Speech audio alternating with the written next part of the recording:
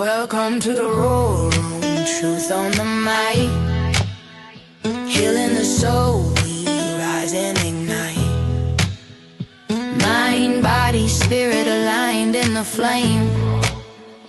Roar Room tribe, we roar in our name.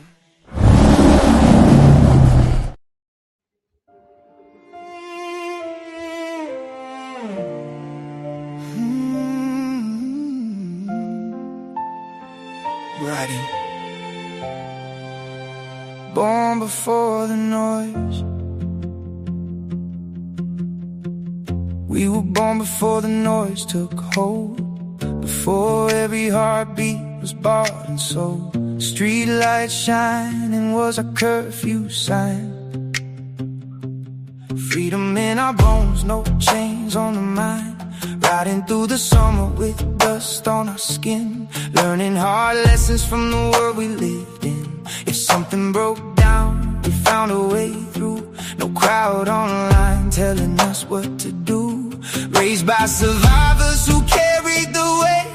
Built from sacrifice instead of escape. They didn't preach strength with words every day. They showed it in silence by the way they behave. We were born before the noise and the glow. Before the world forgot how to let things go. Before every thought had a price to be seen. Before people traded their souls for a screen. Now the mind stays busy but the spirit feels weak. Cause a distracted heart forgets how to breathe, yeah. A grounded soul still walks free. Now the young grow up in a digital tide. With pressure and chaos they can't always hide. Scrolling for meaning, chasing a spark. Trying to find light while lost in the dark. Every opinion comes crashing in fast. Never enough time just to make moments last. Their minds stay racing from morning to night. So many voices they can't hear their own life. But pain wears different faces through time. Some fought through silence, some battle the mind. Maybe the answer ain't drawing the line. Maybe both worlds hold a piece of the light.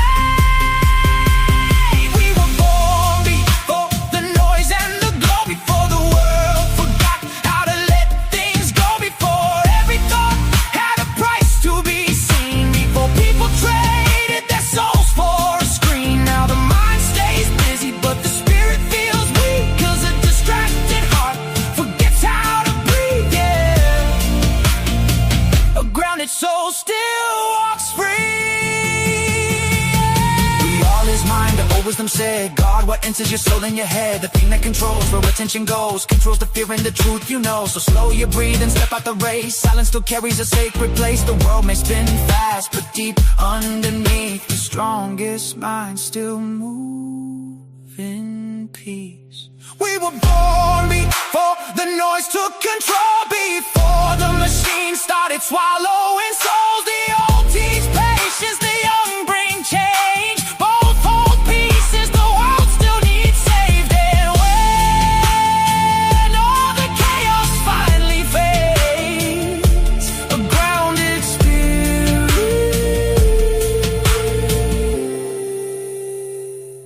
still remains.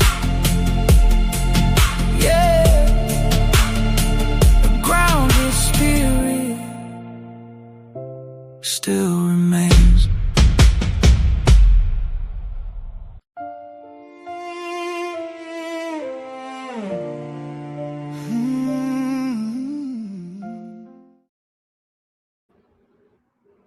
And welcome to the War Room. It is 5/5/26. Hope everybody's having a great weekend. 5/5/5, yeah. What?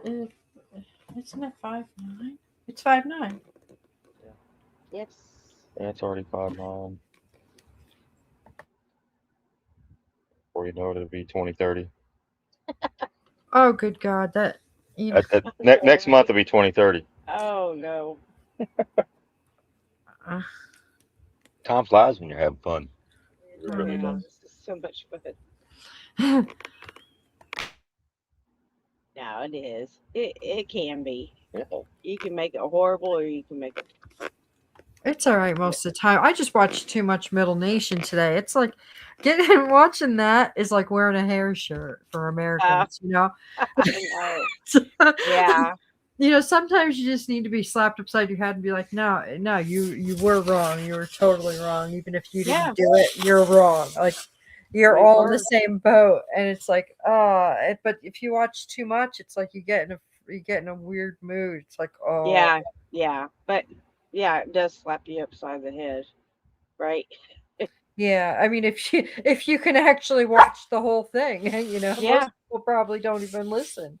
No, because they don't want to hear it, right? Some people don't want to hear that. It's okay.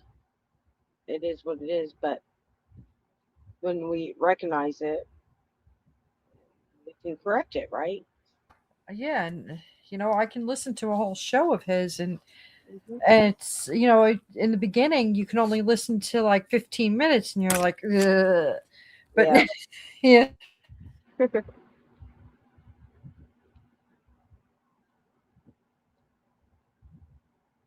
Yeah. What else did you watch? more Manly Hall, and we went to a farmers market, and Was and what? was there any farmers there? There was one. He didn't seem too swift. Um, it was just to buy a couple of plants, so I had to get herbs because I'm in an apartment. Oh yeah. And I would walk up. I'm like, yeah, I'd like to know about getting it. What kind of plants would work well together in an apartment. They're like, well, do you have any sun? I'm like, duh, yeah, I've got some sun. I mean, what? Right.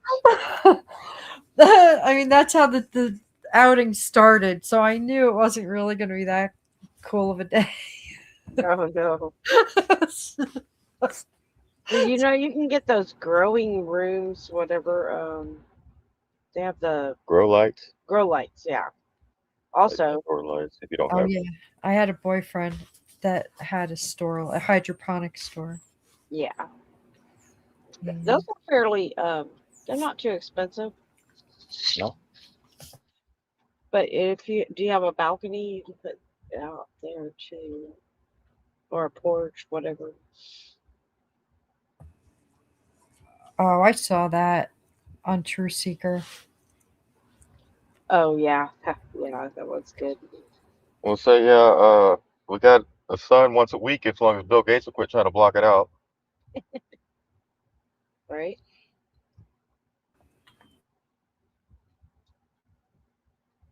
Yeah. Here's the UFO sightings already. We've seen over the White House. Uh,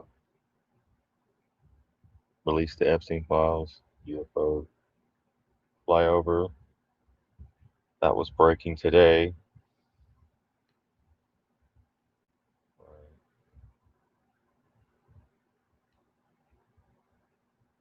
Here we got Alex Yeah, the Jones. UFOs flying over, saying they want the Epstein files. Yeah, yeah, a UFO sighting. Alex Jones is warning that the government UFO disclosure is part of a larger plan to stage a false flag event and blame it on aliens. Hmm.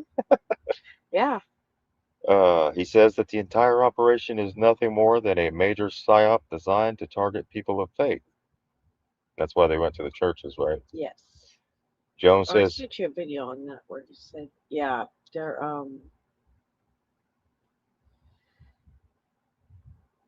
because people will question their faith, right? If they're told a certain thing. So maybe that's a good thing. Maybe that's not. I don't know. right. Jones says disinformation agents in Congress are working with government controlled pastors to convince Christians that aliens are real and to have your faith shaken. They're using it to undermine Christianity while claiming to defend it. Yeah, So some maybe heads that up. will expose them, right? Right. Uh, I don't understand what billionaires think the final outcome is of all this if nobody has a living wage and they cannot buy your products or pay for your services or rent the properties being owned and hoarded. At that point, does the whole thing not just collapse?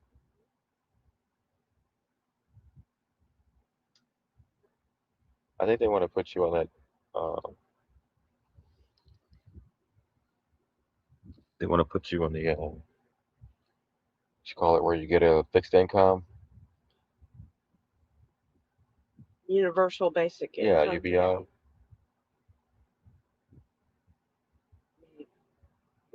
Maybe. Yeah, the toilet paper. Some of the toilet paper has forever chemicals. You want to look Yes. for. Everything has those chemicals, forever chemicals, just about, right?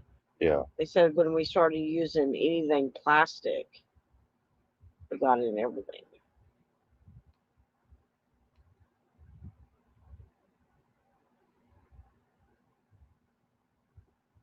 Oh, everything plastic. Yeah, once we started using like Tupperware, plastic baggies, all that stuff, it seeps into the food. That's what they said. I mean, everything we get now is in some form of plastic, right? You Right. get anything to go or wrapped, your meat's wrapped in it at the grocery store, right? Everything's wrapped in it.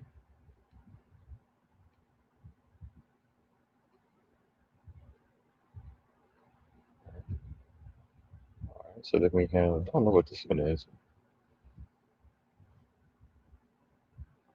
Trump said, "I've settled 8 wars, actually 9, and now it looks like we could have 10." Iran at 10:05, 5 minutes later says, "This man actually started a war, lost it, and fools everyone by saying he settled it." Absolutely crazy. Yeah, how do you settle wars when you actually start them? 40 years, 47. All right, so now we're going to go to the what's more important, the data centers locally, right? And the hypocrisy coming from the data centers. People invested in it, coming from other countries into America to set up these data centers and profit off of them. Of course, one of those just so happened to be someone from the Shark Tank, right? In Ohio. Yeah, Larry. Larry. What's it, Larry? Laren or Larry? Yeah, I can't remember his first name, but Laren Larry? I used to watch that all the time. So this is from True Stream Media. It's going to point some things out here I think are pretty relevant. And you know how they say that they bust in these protesters or they bust in this or bust in that or these are paid for protesters? That's all bullshit. Right? Because that's what they say to counter the people when they stand up it's really to try to extinguish or lessen their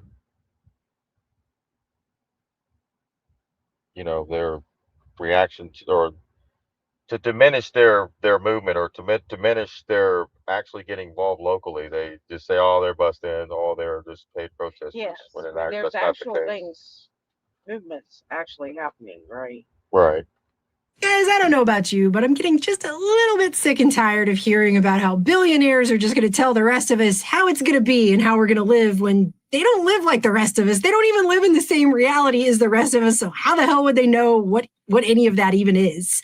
But we're just going to have a little bit of techno-feudalism, and that's just going to be great. That's just going to be fine, and we should just accept it. Case in point right now is Canadian billionaire Kevin O'Leary, who is now supposedly building the world's largest data center in Utah, although they keep saying everything is the world's largest. The one in Texas is supposedly the world's largest. The one in Ohio is supposedly the world's largest. Now it's Utah. Whatever. This thing is 62 square miles. Why are you protecting? What are you protecting?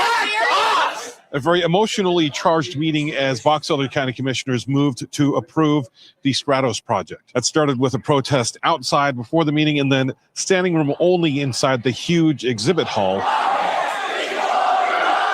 And he's building it in Utah, and he's getting upset that people are getting upset about it. Well, I'm actually the only developer of data centers on Earth that graduated from environmental studies. He's making videos now about claiming that they're busing people into Utah. But there are professional protesters that are paid by somebody, I don't know who, to attend these county commission meetings, which were pretty much very last minute. We think over 90% of the protesters are actually not people that live in Utah or Box Elder County. They're being bussed in. But I don't think that's what happened anyway. I've seen a lot of people from Utah really angry about this. I'm Caroline Gleich.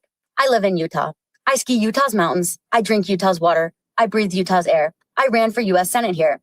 My husband, Rob, and his family are from here. My family's lived here for over 2 decades. The hundreds of Box Elder County residents who showed up to that meeting, they live there. They farm there. They raise their kids there. The only person in this story flying in from out of state is Kevin O'Leary. Even if they were bussed in, dude, you're Canadian. People live in Utah aren't stupid. they see this happening and they realize, why am I letting people from don't even live in my state make decisions for me? You're not even from America at all. So why are you talking about other people are coming in trying to tell Utah how they're going to live when that's exactly what you are doing? Kind of hypocritical. Hypocritical. But like, I'm from Texas. I will gladly drive to Utah just to protest you because that's called being an American. That's called the First Amendment. We have a right to protest here. We have a right to protest whatever the hell we want. You don't have to like it. It does not have to make any sense to you. But that's a right we have. It's enshrined in this country. So if I wanted to drive there from Texas just so I can protest your ass, that's my right as an American to do.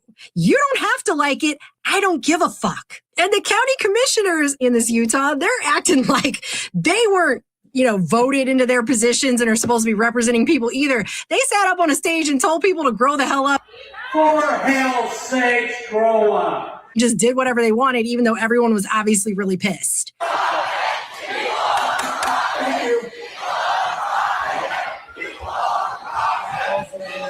And one of them decided to go do a podcast or something. And he's crying because people are outside of his house protesting him. And that's not the American way. I personally am extremely frustrated. I didn't take this role on. I didn't get in the legislature. I certainly didn't get in the commission to do things to hurt people.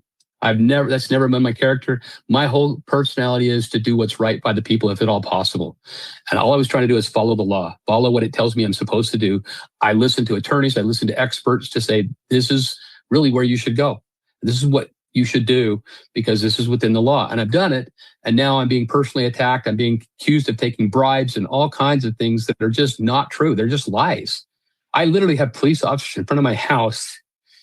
And that's not fair to me, but it's especially not fair to my family. And it's not fair to either of the other two commissioners either. And I have county employees that are nervous about their safety as well. And that is not the American way. Certainly not the way of people in Utah. And I know it's not the way Box Elder County residents should be behaving. And I don't think it is the Box Elder County residents. I'm hoping it's not Utah residents. But to know that people are coming to protest and picket in front of our homes just makes me sick. Bitch, that's exactly the American way. That is absolutely 100% the American way. Coming to your house and protesting you because you were elected to do a job you're not doing is 100,000% the American way. And actually, I will just let you know, you are lucky that that is all they're doing. You're lucky that protesting and holding up signs is all they're doing because we're in the 21st century and people are trying to be civil about this right now. But if this was 250 years ago and you were in a town called Boston, they would come into your house, they would take every stitch of your belongings and put it out on the lawn, and then they would burn your house down while you watch. So I'm just saying, having them protest outside of your house is actually the better option. And you should be lucky that's all they're doing right now. Because the American way gets pretty dark if you really want to start talking about what that is. Kevin O'Leary's over here making... You know what, dude? If you had just stayed with your billions of dollars buying watches to cry over. Only one in the world. Kevin O'Leary's tearing up after receiving his one-of-one custom-made AP. That is the Piece Unique AP Royal Oak Open Worked. Nobody would have cared. Nobody would have given a shit about you and your billions of dollars and your watches. No one would have cared.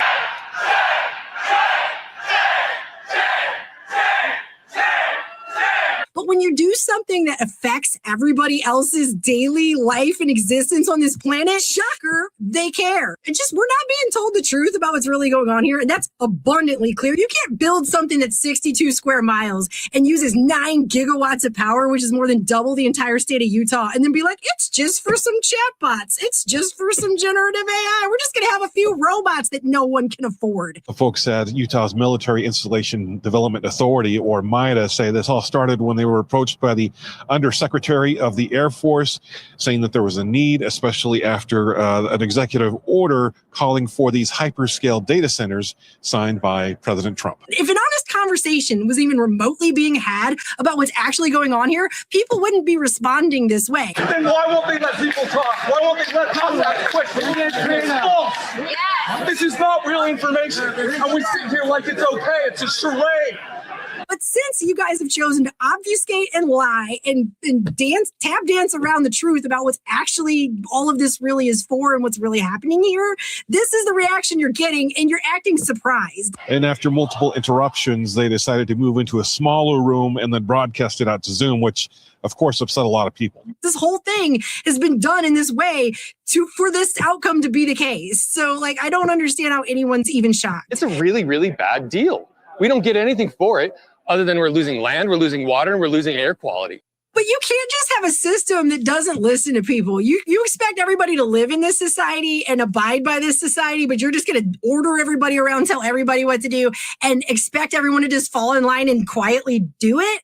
I don't know if you know where you are. This is America. If you continue to push people and needle them and nudge them and force them into this situation, you're going to get what you get, and it's not going to be pretty, and you're going to be having to do a lot more than cry on a podcast, okay? You're going to have to do a lot more than cry on a podcast about it, because it's going to be pretty fucking bad. People who make peaceful revolution impossible make violent revolution inevitable. I didn't make up the quote. That's just how it is. I would like to solve the puzzle. I would like to solve the puzzle. I would like to solve the puzzle. I would like to solve the puzzle. Yeah, would you like to solve the puzzle? Right? I mean, she just tells it like it is, right? Anybody would? Civil disobedience. Civil disobedience. Yes, that's what we all need to do. It's easier said than done. It's on its way.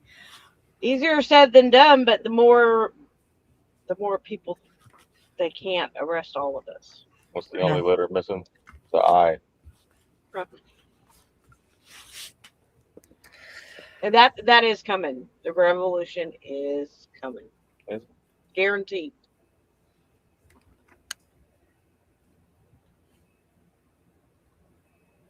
It didn't have to. It didn't really have to get. It's good.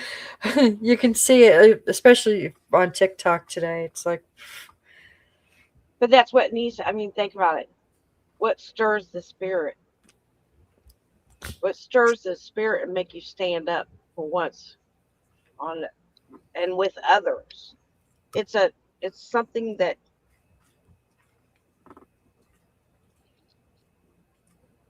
you don't ever experience, right? Yeah, once every 250 years.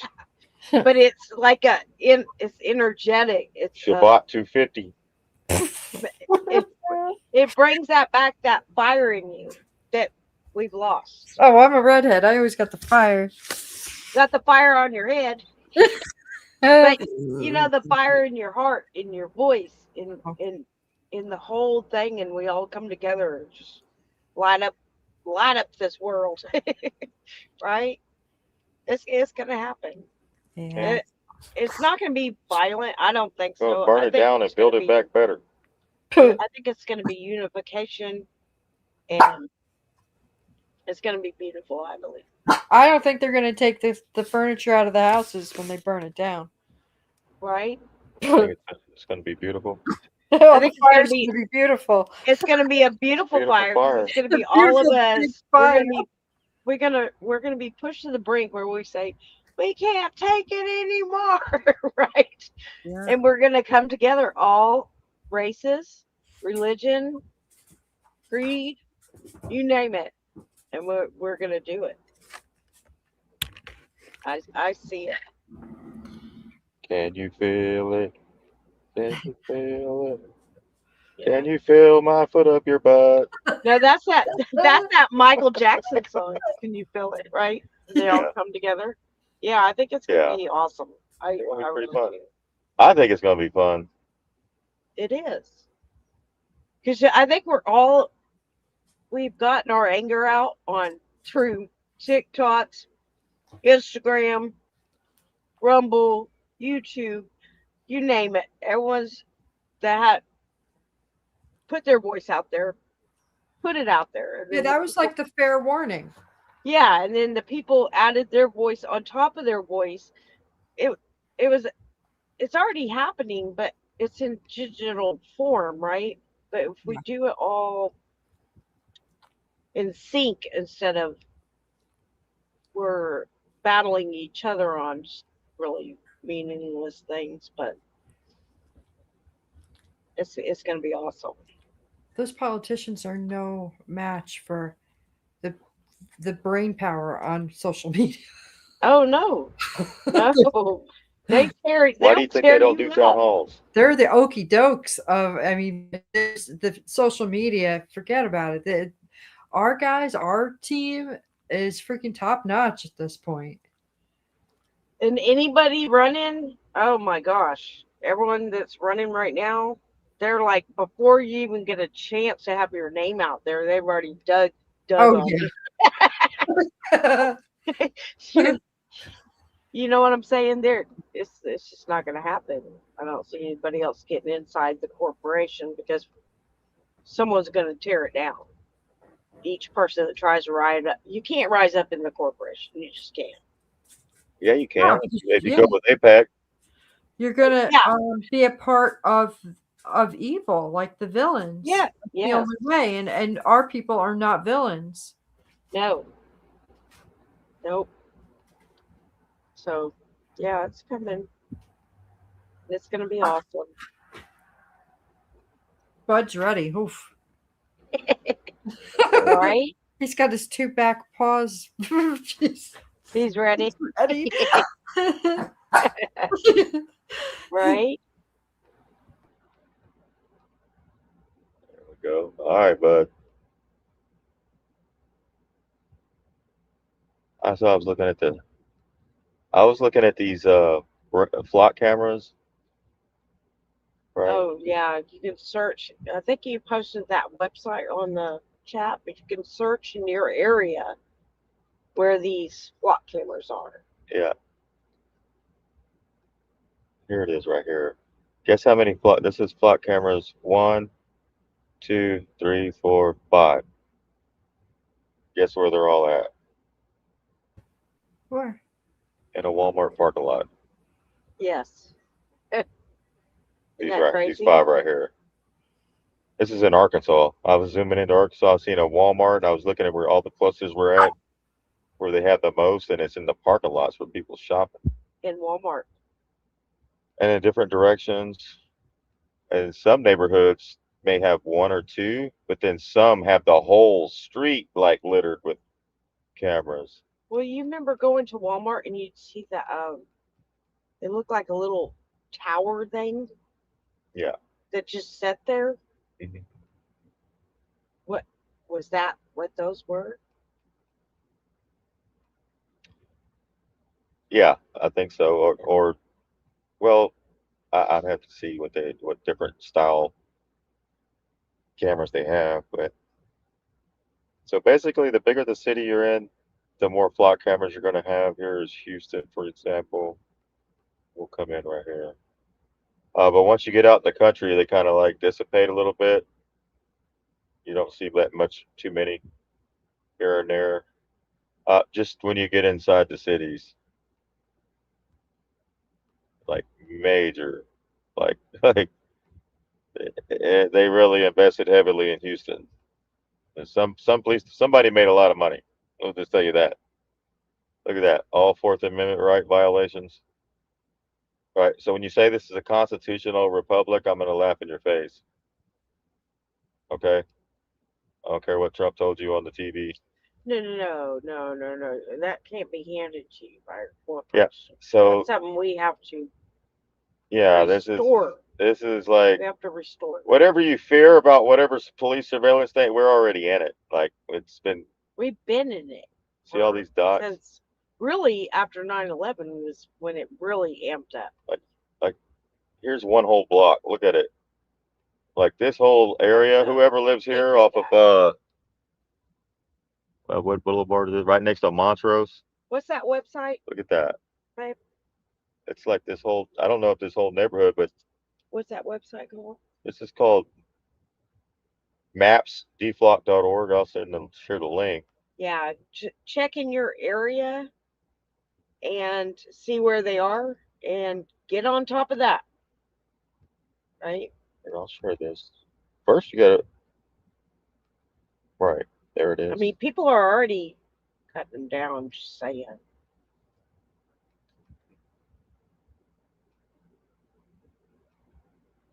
So here it is, right here. So this is just one little area in Houston. When you zoom out, you see the few neighborhoods over is nothing much, but I don't know what's up with this little spot right here.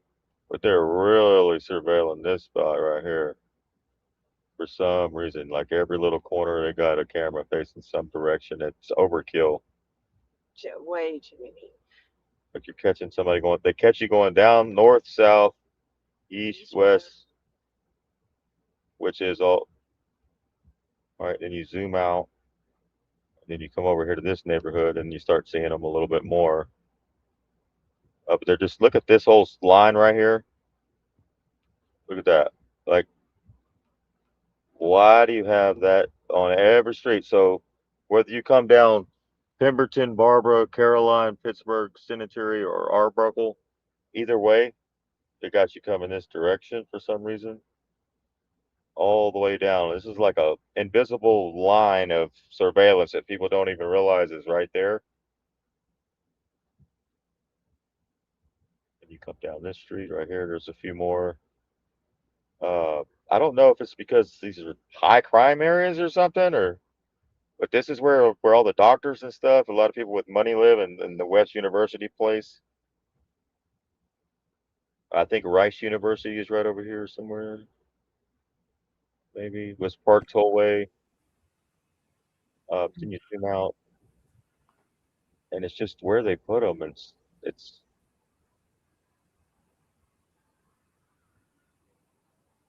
just all over different areas of Houston, and way too many in one area. I thought they were just having it like when you come in a county and when you go out of a county, not like within the residential areas. Like every time you leave your home, you're gonna pass one. Every time you come home, you're gonna pass one. Right? In and out. So I'll scroll out a little bit here. Then we get out into, let's just go out here in the middle of nowhere. Let's say Del Rio, right? Well, no. Let's see what this cluster is right here. See nothing in this town at all, anywhere out here. Then we get over here, got one right here. I guess just checking that.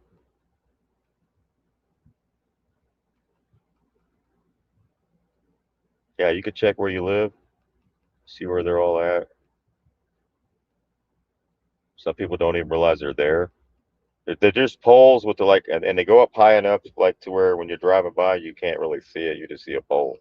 You have to know it's there. Like I didn't know the ones that were in my neighborhood were there until I looked at this map, and then I found out right where they were at. I was like, shit, I drive by these all the time. You would have never known if you're not paying attention. So most people don't even know. But usually LA, you see all California right here, you're going to have major coverage. San Francisco. So these are like your, what would they call these? Like your 15-minute cities, I guess. I don't know what this is. Look at this whole neighborhood right here, all those clusters right there. Then I zoom in, I'm like, look at that. Just in one neighborhood, one little block, couple blocks. Like facing it, and it shows you the direction they're facing. This is a Dave and Bust. This is a whole. This is a Dave and Buster's, a grill, so a shopping kind of type area. I guess they want to get people. I guess there must be a lot of robberies maybe in this area at this place. I don't know. Got a Barnes and Nobles right here. But it's interesting to see where they got them. The shopping areas, but nothing around. You see in Torrance and Redondo Beach, you might have one going down Torrance Boulevard towards the coast, but other than that, I don't see hardly any around this area. See that? Hardly any. But when you get into like, what is this right here? Why is there a cluster right there? What is that? All right, so this is showing different directions: north, south, east, west. There's 4 cameras. Man, that's highly unusual amount of cameras in one little spot, and it almost makes like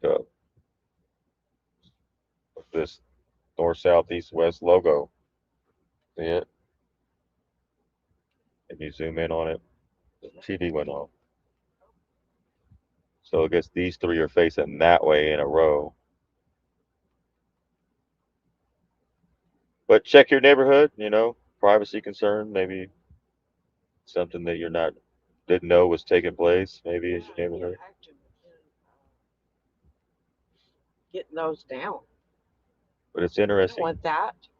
That's ridiculous. Right, Florida's going to be swamped up. Atlanta is definitely taking over. Mm-hmm. So the big cities, the higher the population, the higher their surveillance is going to be for you. Like Houston had tons. And of course. So let's just look over here by Jeffrey Epstein's place and see all these flock cameras that were catching everything over here in Palm. You see all these cameras? Yeah. So you can't find the kids, huh? Right. Yeah. You can't find the kids? Is that what y'all are telling us? Then what's all these cameras? Can't find. You don't know who did what, right? You don't know who did what, where the kids went. They just magically disappeared. Let me guess. You flew them into Area 51 and they disappeared underground. Is that what you're telling us? Maybe that might be the case. So this is Palm Beach. All right. So this, when they say the shooter drove this, that, and the other, and then they didn't provide you with no flock camera images.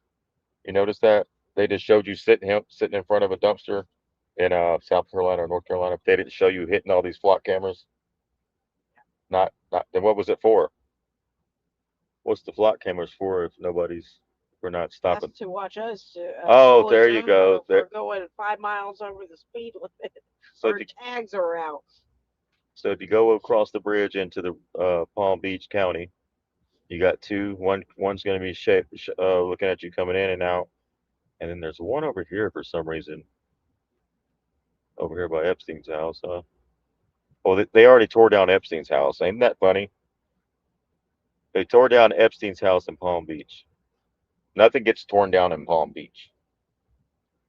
Yeah. But that house just had to get remodeled.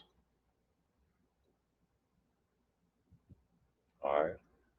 So there's Palm Beach. Let me scroll out. Surrounding the airport. Okay. Come down to Miami.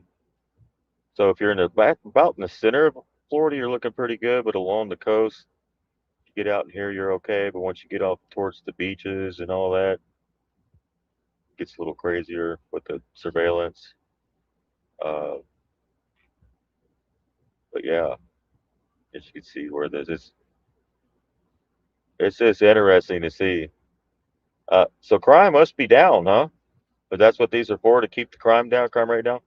The crime rate was up only because it's job security. Oh, yeah. Right? Yeah. All the drug busts, these huge drug busts they show you on TV, that's BS. Go look it up. Majority of drug busts are small amounts. So this town, Gainesville, they really don't like the people there. Yeah, if you live by what is that? Southwest Gainesville. You live in whatever town this is, Robbinswood. Yeah, they don't like you. Yeah. Yeah, so it's really interesting where they pick, and then when you find out that the city council and the local sheriff all did this for some backdoor deals, and the people didn't vote for this shit. Nobody voted for this. All along the coast, then you get into Louisiana, we got Mississippi, Alabama. Of course, you get into Freeport right there. So New Orleans, let's go see what we got in New Orleans. There's Baton Rouge, you know, a lot there. Let me get down to the big NO. Which it is. Should be right there. Oh, that's Kenner. All these dots are in my way. I can't see. That's Mobile. Yeah. Lake Charles. Yeah, all along the coast. Okay, let's zoom out. Let's go check out. There's Atlanta. You see that big cluster? And then we come up to, you got Cleveland, Chicago, big time, Milwaukee. When you get out here in the sticks, Wisconsin, Wyoming, all that, you're looking pretty good. Like maybe one or two in your state or a few, but nothing like in these big major cities. Let's go into New York. There's some more. New York's looking pretty good. Wow.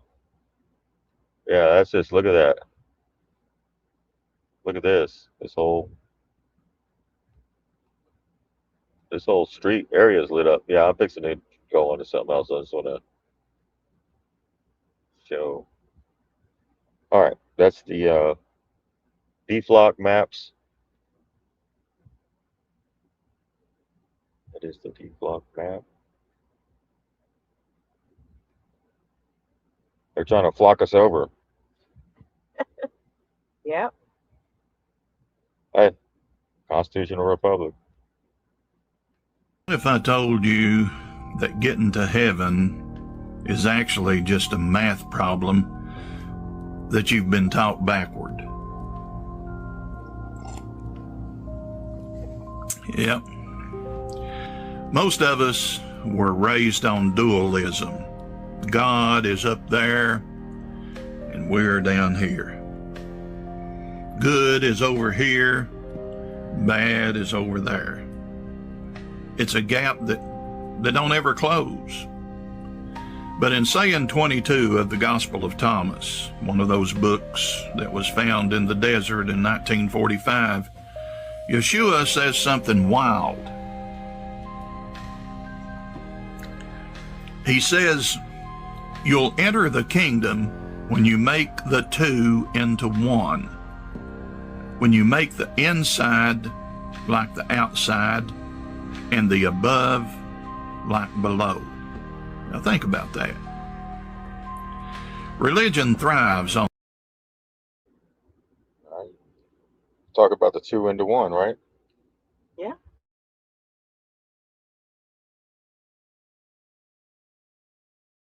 In 1945, Yeshua says something wild. He says, "You'll enter the kingdom when you make the two into one. When you make the inside like the outside and the above like below." Now think about that. Religion thrives on the gap. It needs you to feel separate from God so that you'll keep showing up to the building to bridge that distance. But Thomas tells us that the gap is an illusion. When you realize that the light you're looking for is the same light you're looking with, the two become one. You stop being a seeker and start being a source.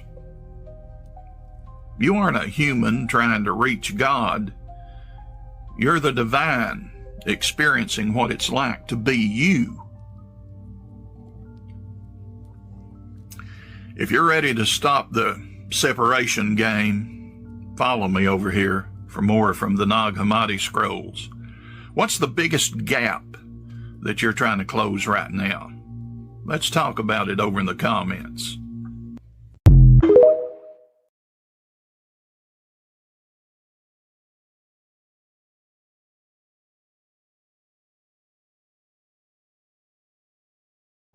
Right. It talks about the Nag Hammadi. The Gospel of John is also in the Nag Hammadi in the 54 book Apocrypha. And we're going to find out a lot more that we thought we knew is coming out. It's not what we thought we knew, right? So all the truth is going to come out. It is.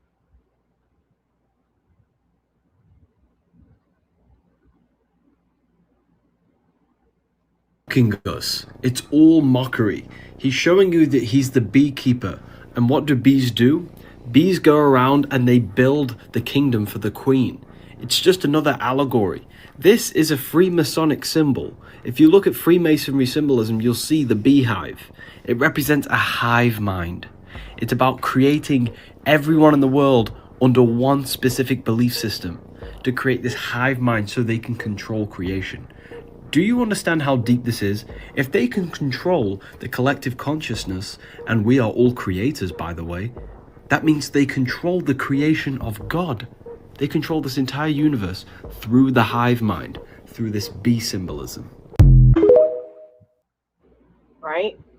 And that's what they've been doing, right? Because they want to be like gods, right? I mean, how you can only be that if you have people that, well, they want people under them to follow them and rule over them. Don't most of them want to be loved? Like, most of them aren't into like having people talk shit about them, but I think most of them want to be loved. So when people start flipping the tables and be like, "Nah, you suck," then they're gonna have breakdowns, right? Right. They Yeah, forgot what love is. That's the problem. Everybody's sitting at tables that Jesus would have flipped. They forgot what love was. That they became Nexie would have held up in the air. They became too powerful and disconnected. Right? Just like that guy at that council meeting afterwards. Before, he was all giggles and smiles at the table like a little bitch, and then he gets off camera. He's like, "I just thought about what they were saying, and it's just not me. They're coming to my house. They got signs." It's like, yeah, you dumb prick. You know what? Well, yeah. If you're doing the wrong thing, people are gonna let you know. Eventually, you can poke people just so much. Oh, yeah. Even the most timid person eventually will say something. Yep. Yep. That's the truth.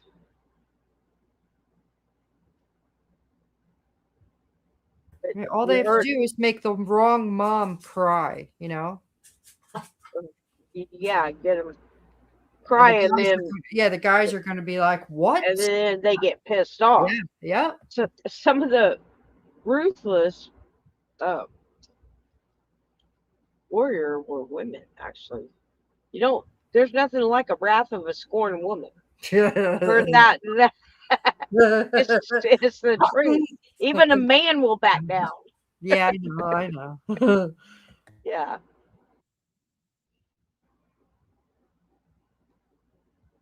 All right, now I'll calm down.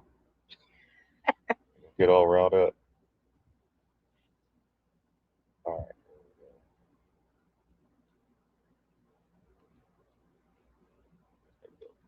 That. Iran released this video showcasing why the United States has always been the bad guy. Not the only bad guy, but one of the very worst, that's for sure.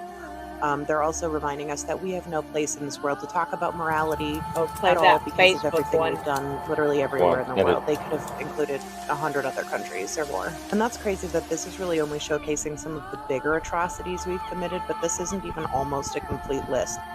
This list of things that our country has done to destroy freedom and lives across the entire planet is endless.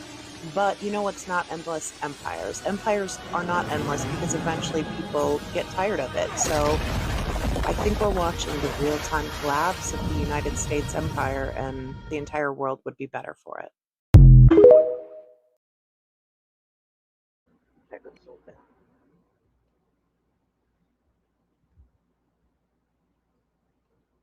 Oh, that goes with that. Realizing what we've done. Some people come to that conclusion. Yeah. I mean, yeah, a lot of people are liars. Yeah, especially when we go murder a bunch of people based on lies, weapons of mass destruction. That's right. They got nukes, et cetera, et cetera. It's the same. It's the news. Why do you think people have PSTD? They know what they did deep down inside, and that even if they didn't know exactly, they carry something with them that they can't explain. It's kind of like a tortured soul almost. So when the truth comes out, that releases that, and then it's what you do with that information when you find out, like these people just did.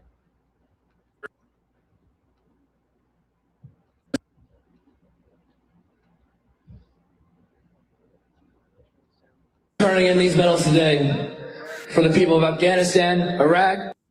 I return my Global War on Terrorism medal and my National Defense medal because they're both lies. I'm turning in these medals today for the people of Afghanistan, Iraq, Palestine, and all victims of occupation across the world. I was a nuclear biological chemical specialist for a war that didn't have any weapons of mass destruction. So I deserted. I'm one of 40,000 people that left the United States Armed Forces because this is a lie. Instead of liberating the people, I was liberating their oil fields. I am deeply sorry for the destruction that we have caused in those countries and around the globe. These were lies. This medal I'm dedicating to the children of Iraq that no longer have fathers and mothers. I'm giving back my medals for the children of Iraq and Afghanistan. May they be able to forgive us for what we've done to them. I return my Global War on Terrorism medal and my National Defense medal because they're both lies. I guess that plays twice. Right? So they're turning in their medals, apologizing because they realize what they did is not what they were told they were doing it for. Right? And that's humbling yourself. That's realizing she got fooled. Step 1, train the people only to consume. Step 2, infiltrate adults with the news. Step 3, indoctrinate the children through the schools and the music and the apps on the phones that they use. Step 4, separate the right from the left. Step 5, separate the white from the black. Step 6, separate the rich from the poor. Use religion and equality to separate them more. Step 7, fabricate a problem, made a lie. Step 8, put it on the news every night. Step 9, when people start to fight and divide, take control. This is called situational design. Can't handle that, can you? Divide and conquer, right? All right, so the director of the World Health Organization, Dr. Tedros, says that every country in the world is now expected to fall in line with his international health regulations because of the hantavirus. He says it is now a moral obligation for nations to submit, get your ass on your knees, submit to and believe in his global health order. It is only when we support each other that we can respond more effectively to viruses and outbreaks. Countries are expected to cooperate based on international health regulations. Right? I sent you a video. The lady described the hantavirus. It says it in its name. The haunt. Like you're hunted or haunted. Right? Because you haven't done the shadow work. You haven't faced your reflection. So, right, with these energies coming in, make you sick if you haven't dealt with that stuff. I thought it was a good explanation. So. And then the other issue is, I thank the Prime Minister I'm not gonna put you through that. I don't give a shit what he says. Thank you. Yeah. What? That's where I'm at.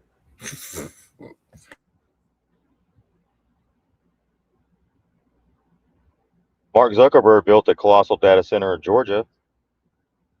That's awesome, man. But they always blame it on Mark Zuckerberg. It's not Mark Zuckerberg. He Sorry. was just the face. Quit. Yeah. Y'all need to quit with that.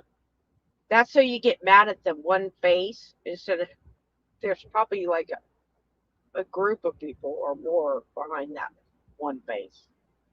Water pressure has tanked. Faucets barely drip. Toilets won't refill. Houses shake nonstop from the vibrations, and blackouts are now routine. One billionaire gets his servers humming at full speed while working families get crushed. This is straight up unacceptable. Yeah, that's a lot of. This is my cold water pressure in the kitchen. This is where I fill up water for storage.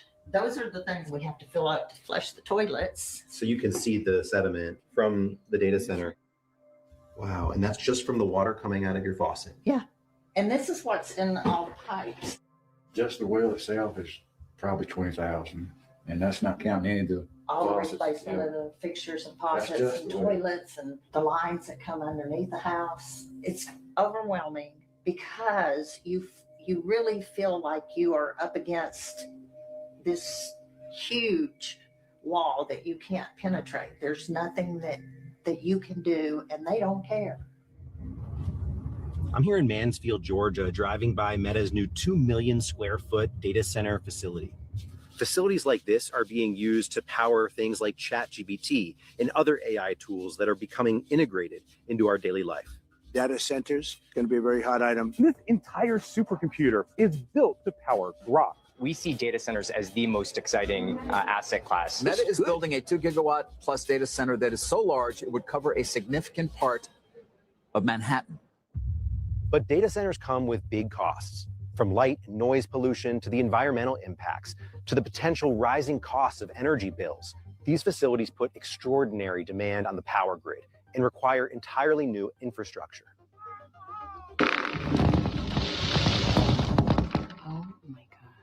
They should be responsible for that, not us. Search the internet for profits that Meta has made, Amazon, Microsoft. They can afford to pay for their own generation. We came to Georgia to ask two questions. What's the true cost of the AI revolution, and who should be paying for it?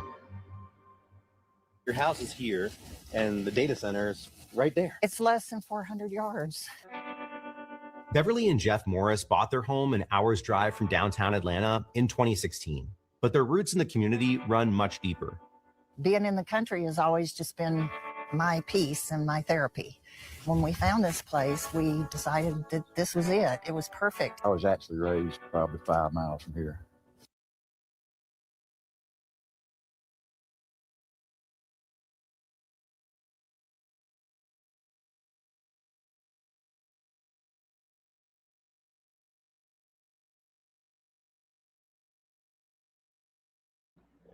Yep.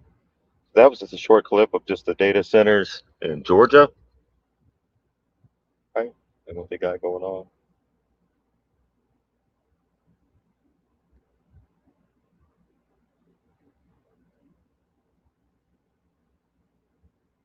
All right, so what I want to get into next, I'm going to switch gears here.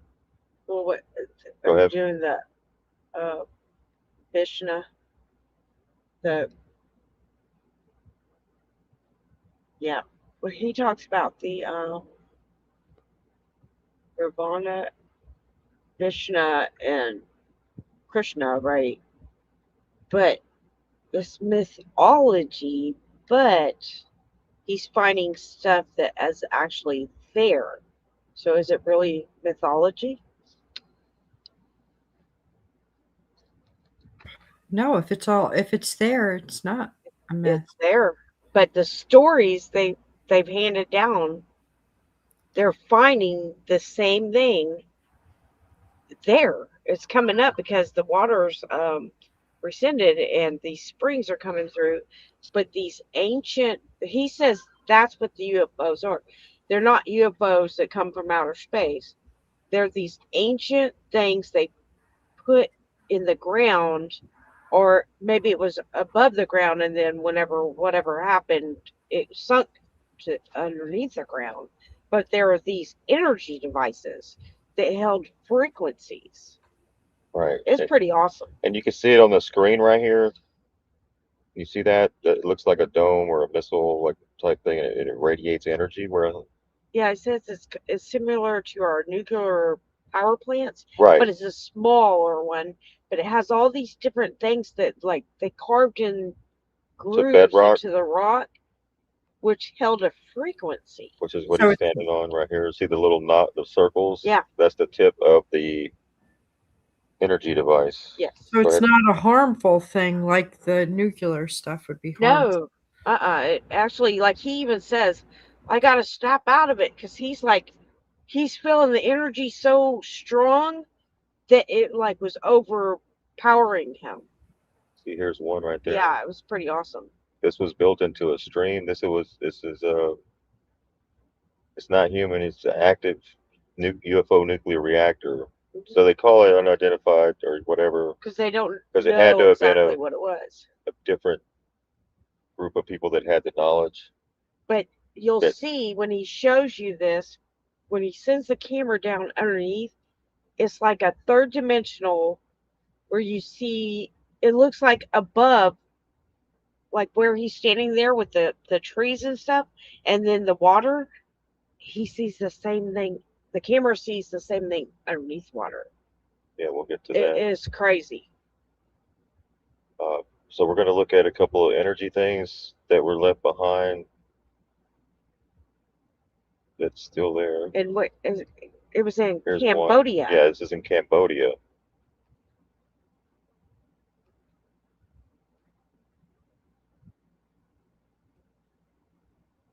But he said you feel nothing. He's never felt nothing like it.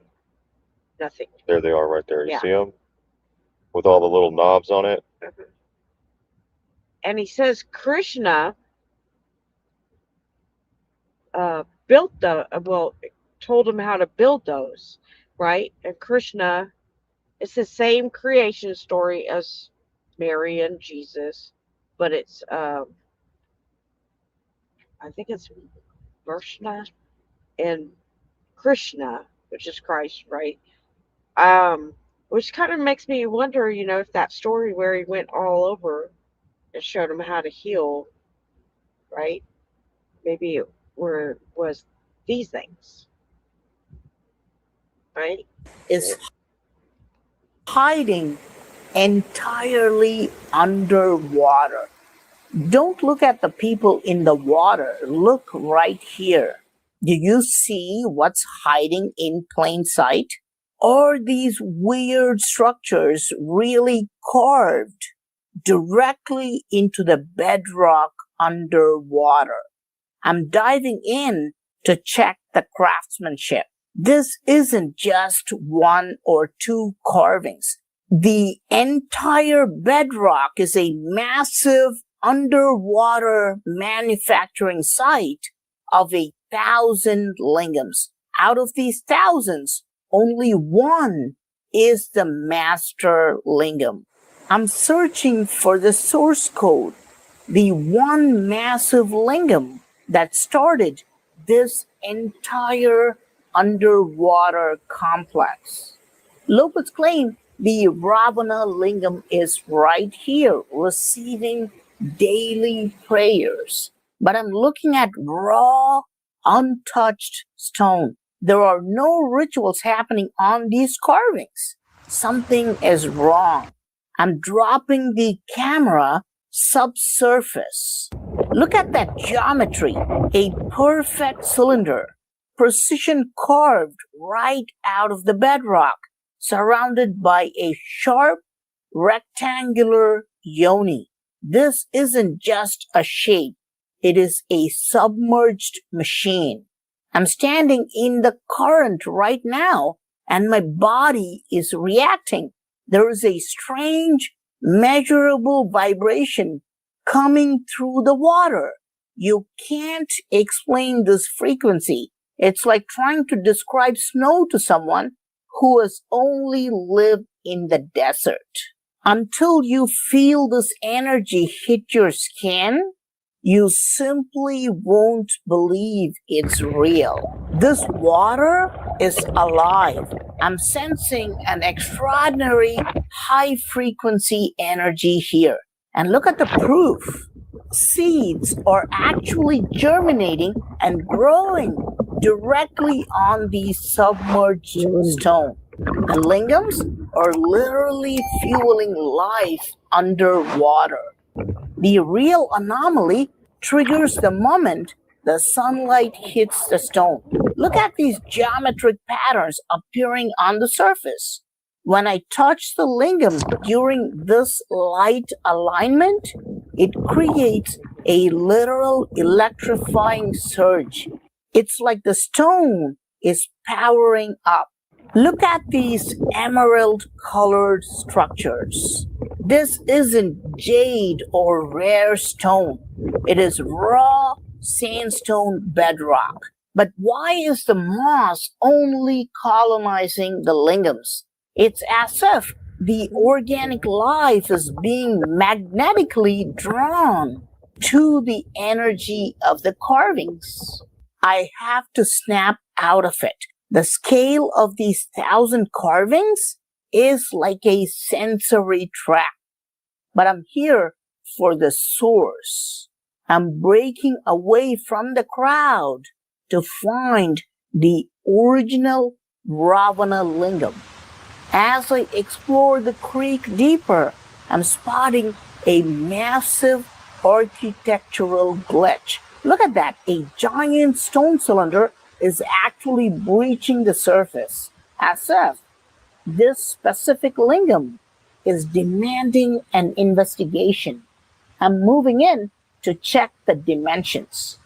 Use my body for scale. This thing is an absolute titan. We are looking at a massive, ultra-thick cylinder, precision locked into a giant square frame. The amount of bedrock removed to create this one object is staggering. Look closer at the surface. This looks like a nuclear reactor core. There are strange geometric symbols etched into the cylinder that are identical to the markings found on the Kecksburg UFO. All right, y'all see that right there? Yeah. Well, What that's if what this they is just a found. lingam and it's not a UFO? It's What not. if this is just an energy They call it a UFO power? because they don't know what it is, right? Unidentified foreign object. Foreign right? object. And then this has the same etching. See along the sides right here? Into the cylinder that are identical. See that? Looks like this looks just like a acorn. Upside down acorn. It does. See that? But you put this on top of a building or a temple, it probably generated or pulled down energy, vibration. Yeah, it probably was on one of them. It probably how- fell off, right? Yeah. See how the ring at the bottom is for the cap, to cap it on something? At the top. It even has the lines on it like an acorn. It does. Well, they copied everything from nature, right? Yeah, So yeah. That would make sense. And the top part is like an acorn too. Mm-hmm. Yeah. To the markings found on the Kecksburg UFO. This isn't writing. It is a high-level code designed to be decrypted. These symbols are the key to a lost frequency, hidden specifically for those ready to see it. Is this the Ravana Lingam? It is massive, but there is zero evidence of traditional worship. There are no flowers, no lamps, no offerings. Look at the geometry. This is a nuclear lingam. The proportions and the cooling fin-like symbols make it look exactly like a prototype for a nuclear power plant. Think about a modern nuclear power plant. It's a massive cylindrical core with water constantly circulating around it to prevent a meltdown. Now, look at this site. We have a massive stone cylinder and a constant flow of water rushing around it. Is this a religious site, or are we looking at an ancient energy system? Observe the flow dynamics. The water is converging from every direction, slamming into the nuclear lingam as a precision coolant. But it's more than one core. Look at these smaller units. They aren't random. They are auxiliary components surrounding the main reactor. Are we looking at a complex distributed energy grid? Listen to the power of this current.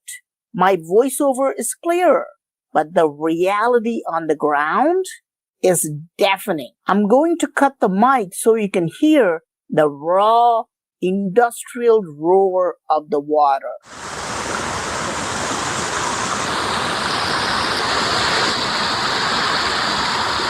This is the real frequency of the site. At this volume, human speech is almost impossible. Look at the scale. This nuclear lingam is an absolute titan. I'm dwarfed by the sheer mass of the cylinder. But watch what happens when I strike the surface. Listen, that isn't the sound of ordinary stone. It is a metallic ringing resonance. This monolith is vibrating like a hollowed out machine part. I'm pouring the current directly over the nuclear symbols. There is a strange, undeniable thrill in this, interacting with a 1,000-year-old power source. Most people will never experience the physical resonance of splashing raw river water onto a high-energy monolith. It's not just a ritual, it's a direct interface with a lost technology. There is a deep, precision-carved pit surrounding this cylinder, the yoni. I'm taking the camera subsurface now. We're going to navigate the interior of this housing like a drone inside a cooling moat. Watch how the walls are perfectly carved to channel the flow. I just noticed a major anomaly. There is a specific hidden polarity here that nobody knows about. We are looking at a field of positive and negative structures, a literal stone motherboard. I can't show the full decoding of these negative lingams in a public video. I've uploaded the complete remains. Where is the master object? Where is the original Ravana lingam? And there. All right, you see all these right here. Now we're going to get to another location, which is why I'm playing this video. There's an even bigger anomaly. Where is the input? We need to find the source of this massive volume of water. I'm heading upstream to find the primary intake that feeds this entire system. Let's go. I'm seeing something incredible. I'm approaching a site where candles are burning, but look at what they're actually worshiping. A keyhole-shaped pit. In the ancient tech world, this isn't just a hole. It is a female socket. I'm looking at a shape that appears on nearly every continent. In Japan, They call these massive structures kofun. In India, I'm finding them hidden inside the most ancient temples as sacred. Yeah, you see the sacred, so I see the Looks like an key. old key. You got stairs coming down right here. It looks like the water source, like a well maybe, but they go underground. Water sources. This isn't a coincidence. This keyhole is a universal blueprint, a specific geometric design used by ancient builders to manage and protect the most vital resource, water. I'm looking at a literal key to unlock a prehistoric mystery. This is exactly why people are still drawn here, burning candles to a power they can no longer explain. At the far edge, I see a Naga statuette, the ancient symbol for subterranean energy. But as I lean over the edge, look at the water. It's hauntingly pristine. But look deeper. What is that structure? Submerged at the bottom. Wait, is that pure white sand? But look at the movement. I'm seeing massive bubbles. No, those are pressure surges. I'm submerging the camera right now to get the truth. Look at that. The water is literally erupting from beneath the sand. This isn't just a spring. I'm looking at a high volume hydro injector. This is one of the primary inputs for the entire energy system. As I turn the camera, the image is very, very strange. It's a total psychedelic effect. Have you ever seen anything like this? It's as though the sensors are picking up a massive energy field. We aren't just looking at it. We are moving between dimensions. The camera is literally struggling to process the reality of this input. So did y'all see that? Yeah, it looked like Can you tell the a difference? whole no. It looked like what was above was below, right? It looked like a whole terrain with water, like a lake. Watch. See the ripples? That's above, or this is the bottom, this is above, and you see the ripples down here. Like he said, it's like another dimension. See that? And then it looks like, so there that is looking down. See, that looks like the shore, like water in a lake, and it looks like the shoreline. And that was under the water. With the camera flip. Mm-hmm. Yeah, it's weird. Yeah, you couldn't explain that. No, that's crazy. Yeah, see the ripples on the water? Like he said, even the camera was trying to process it. That's crazy. Yeah, look at that. Looks That's like a whole it's like a nother world, doesn't it? mirage almost. It's crazy. But if it could do that, then the energy tells you a lot, right? The energy creates the image with the water. Right.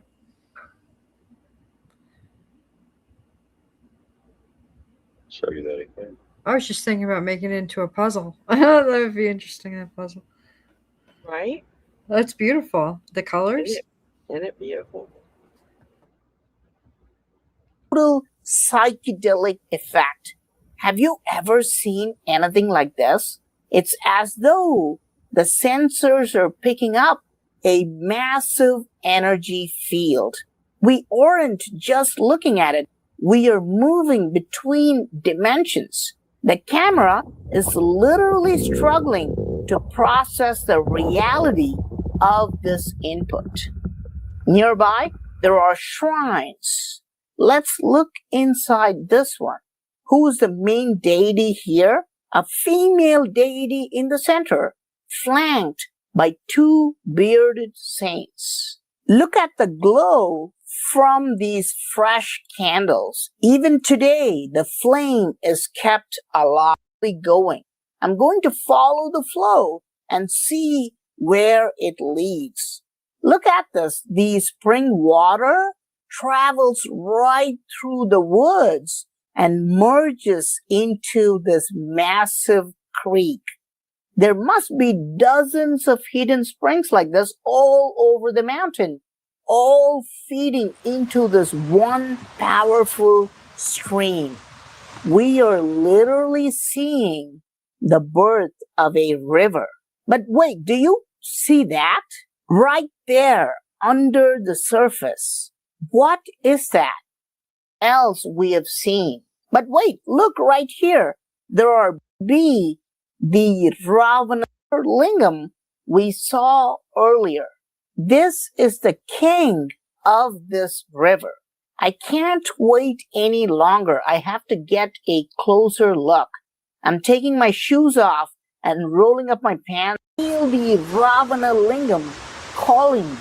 Nothing is stopping me. I'm going to reach out and touch this piece of history.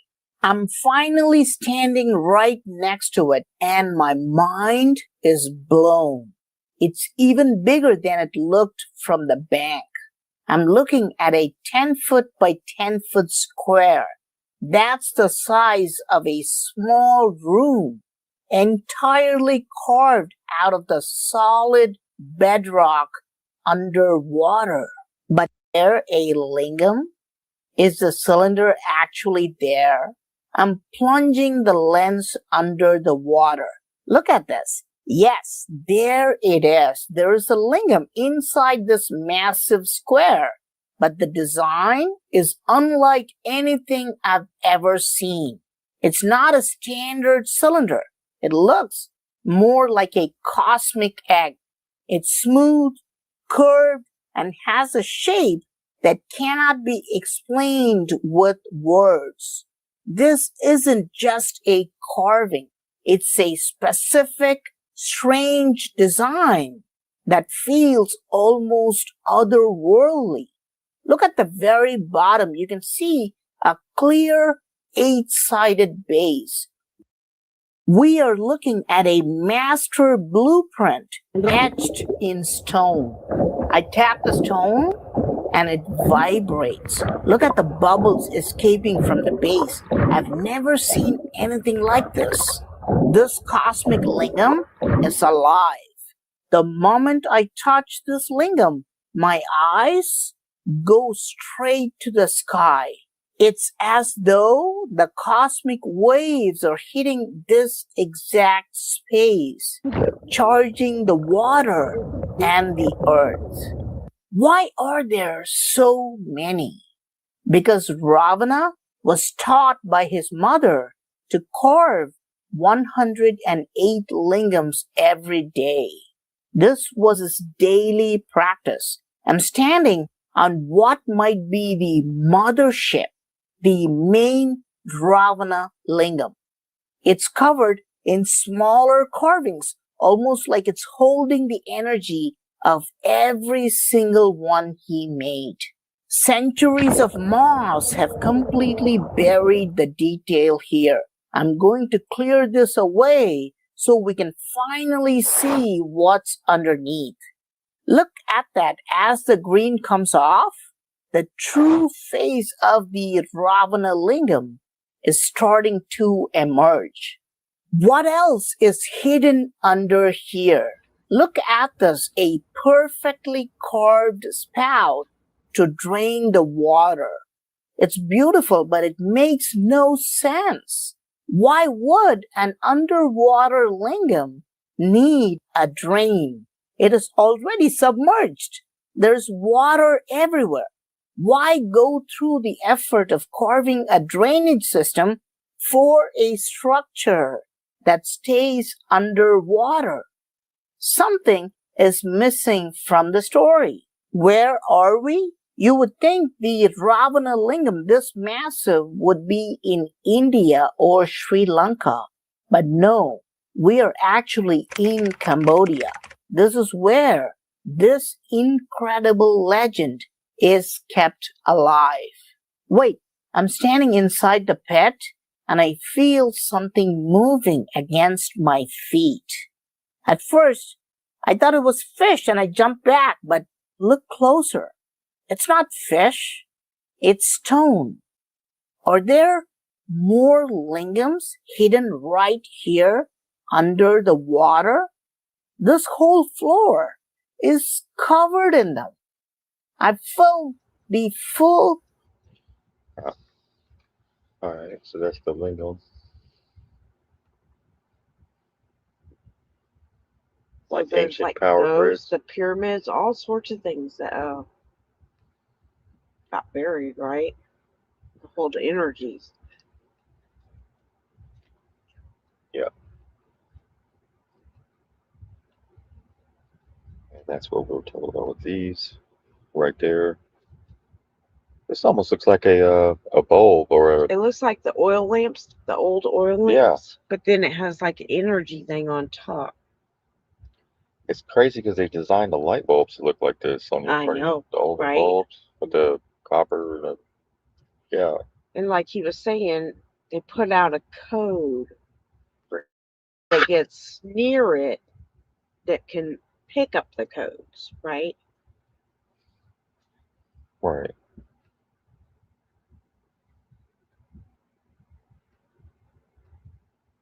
All right, so we're going to get into, let me bring this back on. This thing is showing.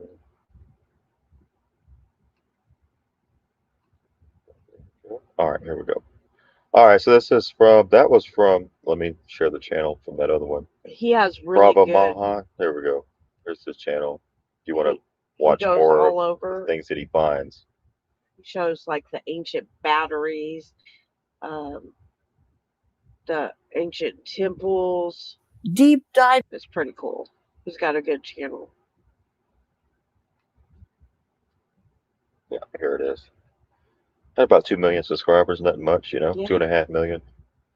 Yeah, he just goes all around. He shows you all the ancient things and what they were, what they did, what each carving meant, and it's metaphorical, right? So, like he showed the Naga were the serpent people, which means they carried the wisdom. So they drew them as snakes, not that they were actual snakes, half human and half snake. Well, They drew him like that because it's like well, they've seen the energy, right? the energy. That's Yes. what goes up your spine and Yes. looks like a snake, right? Yeah. And he When the goes. two become one. He goes over all that. It's pretty cool. That, so there's lingams right here, different versions of them. So here's one right here. I'm going to show. Let me see where it's at, where it's got the energy. He goes all over the world. He goes to the Grand Canyon. He shows you the mummies, the Egyptian stuff there. He goes all over. It's pretty cool.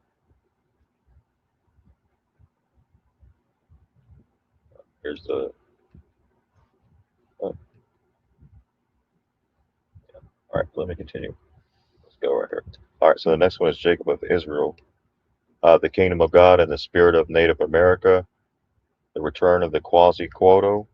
Quasi-Quoto. Quasi. That's a feathered serpent. Feathered right? serpent. Which goes with the Confederate. What was it called? Iroquois Confederate. Iroquois Confederate, where he came in a canoe. A fluorescent and said canoe. he would return. Right? They have the same story. All these people have the same story, but in their own different way, right? About the Christ, right? That comes and teaches them the way, the knowledge, and the medicines, and all that.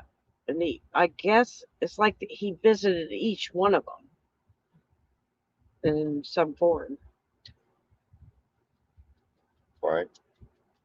And then we'll go into the Quasi-Quoto. The Aztecs predict the white man, and then we'll go into Aztec gods and Catholic saints. Right there. Yeah, he's saying they were one and the same. They just changed the names. Aztec gods and their Catholic variations. See, Aztec gods are still worshipped to this day by millions of people. It's just most of them don't even realize it.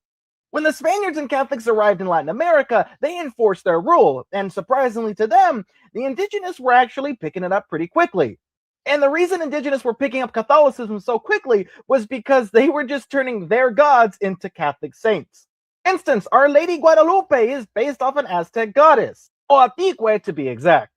Huitzilopochtli, the god of war, was turned into the devil, which explains why many Latinos may fear the devil, but there's a lot of stories where he actually does some pretty good things. Now, because Quetzalcoatl didn't like sacrifice, he was turned into Jesus Christ. And get that white man out of here. That's much better. Unfortunately, because of this connection, there's a lot of misinformation about Jesus Christ and Quetzalcoatl. And finally, Santa Muerte, the fastest growing cult in the world, is the Aztec goddess of the dead, Mictacasihuatl. We're talking about Aztec gods and their Catholic variations. See, Aztec... So, Quetzalcoatl, the Aztec god, was a winged feathered serpent, which was also the same as Christ. Same thing with Krishna, same thing with Buddha. They all have the same creation story with the Virgin, and he was a hybrid between the heavens and the earth. He was the crossover, the bridge.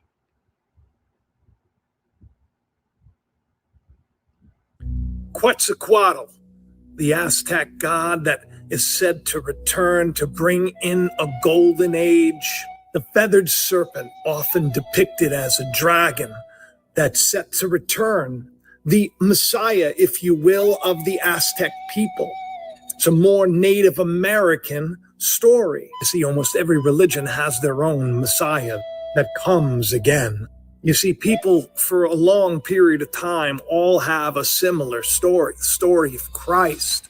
Christ coming again. That word doesn't mean what you've been taught, but I stumbled upon something very freaky. McDonald's put out this post right here, and as you can see, it says, "It's coming, 5/5." That's May 5th. Which ironically enough is connected to an important date that I have. May 5th, something very important that I have to do. May 5th, 55, 5/5, something that I've been talking about for a long time, the importance of which I think is going to make itself clear.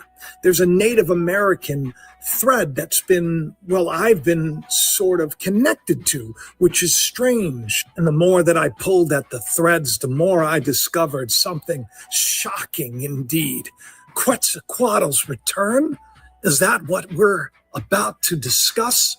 That and a lot more. So you better be buckled up.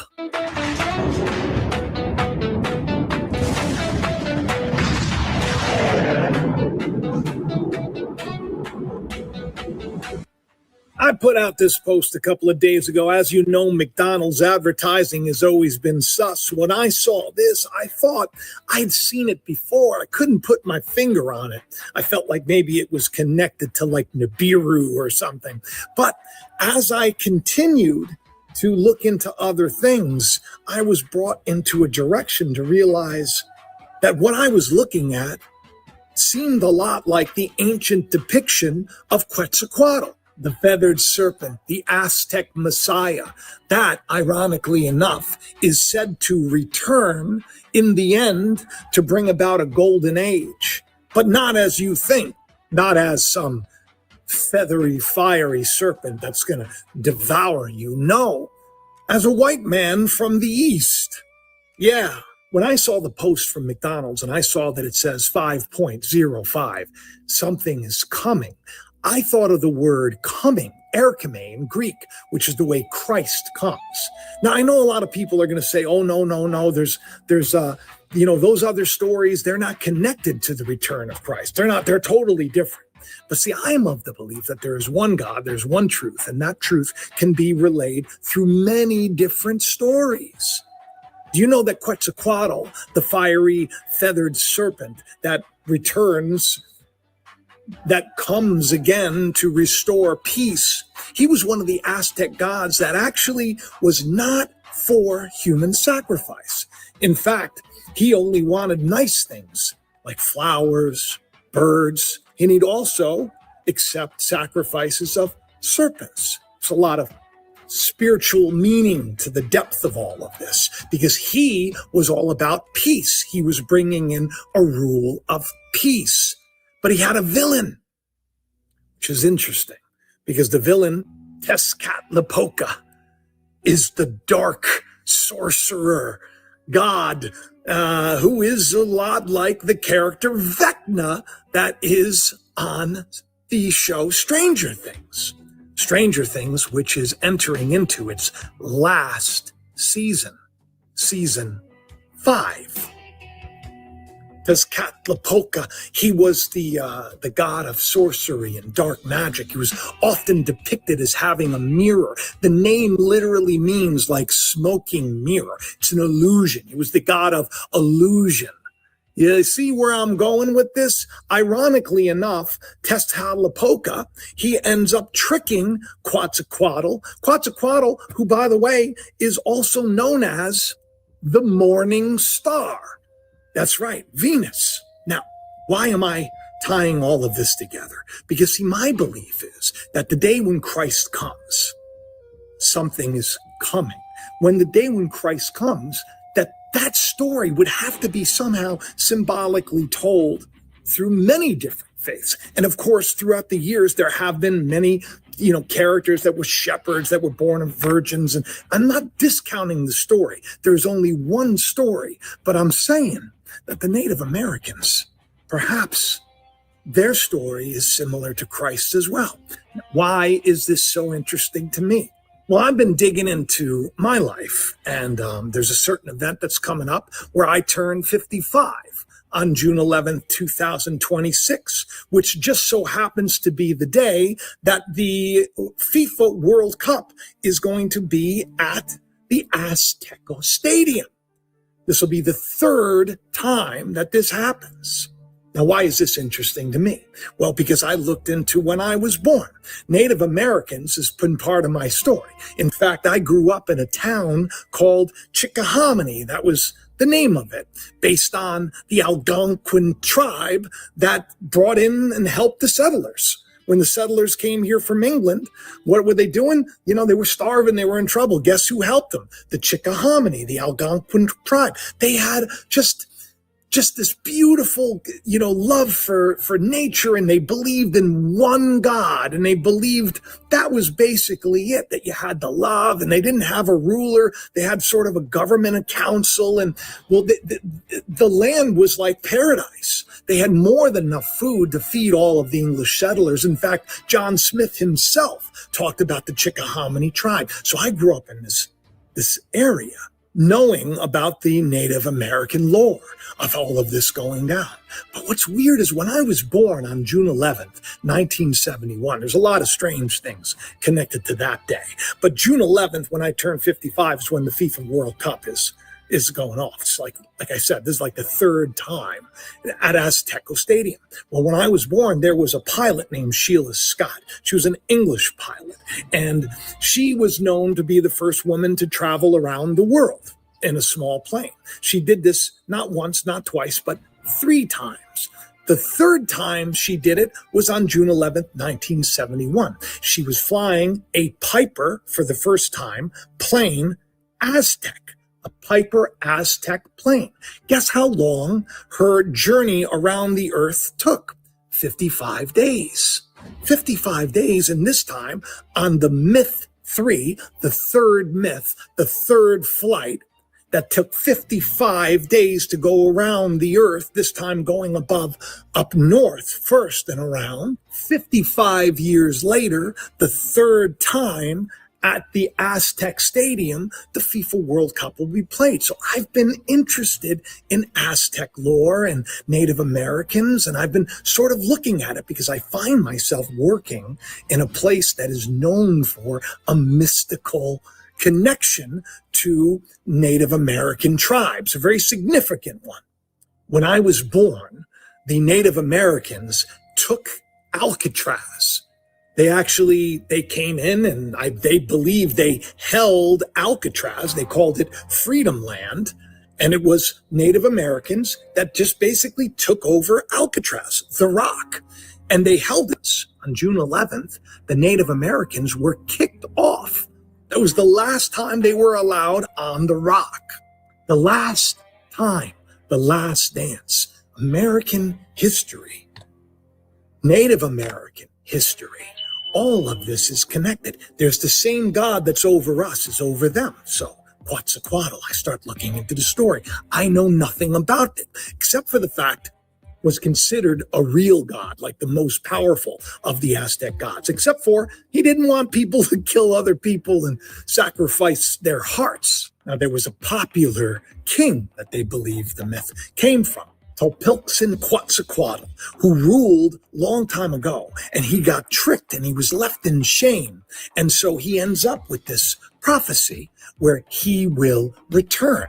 They called him Venus, the bright morning star, much like Christ. So when I saw It's Coming, and I knew I saw that picture before, and I put it right next to Quetzalcoatl, I said, oh my goodness, this looks a lot like the story of the return, the feathered serpent. Right. All right, so then we look at the date. What is it, 6/11? Flip that as 9/11 mirrored on a... Right. Right. Big mirror. Mexico. Right. In the Aztec, the Maya goes with the Maya calendar, right? Which they say this all ends in allegedly 2026. Right. And then the new everything we have to rebuild. Rebuild a new. So June 14th is UFC fight, right? That's Yes. Trump's birthday, Yep. right? He was born on a blood moon, so 3 days later. And I went over a while back, Elvis, right? Elvis had that Quetzalcoatl on his outfit with the serpent.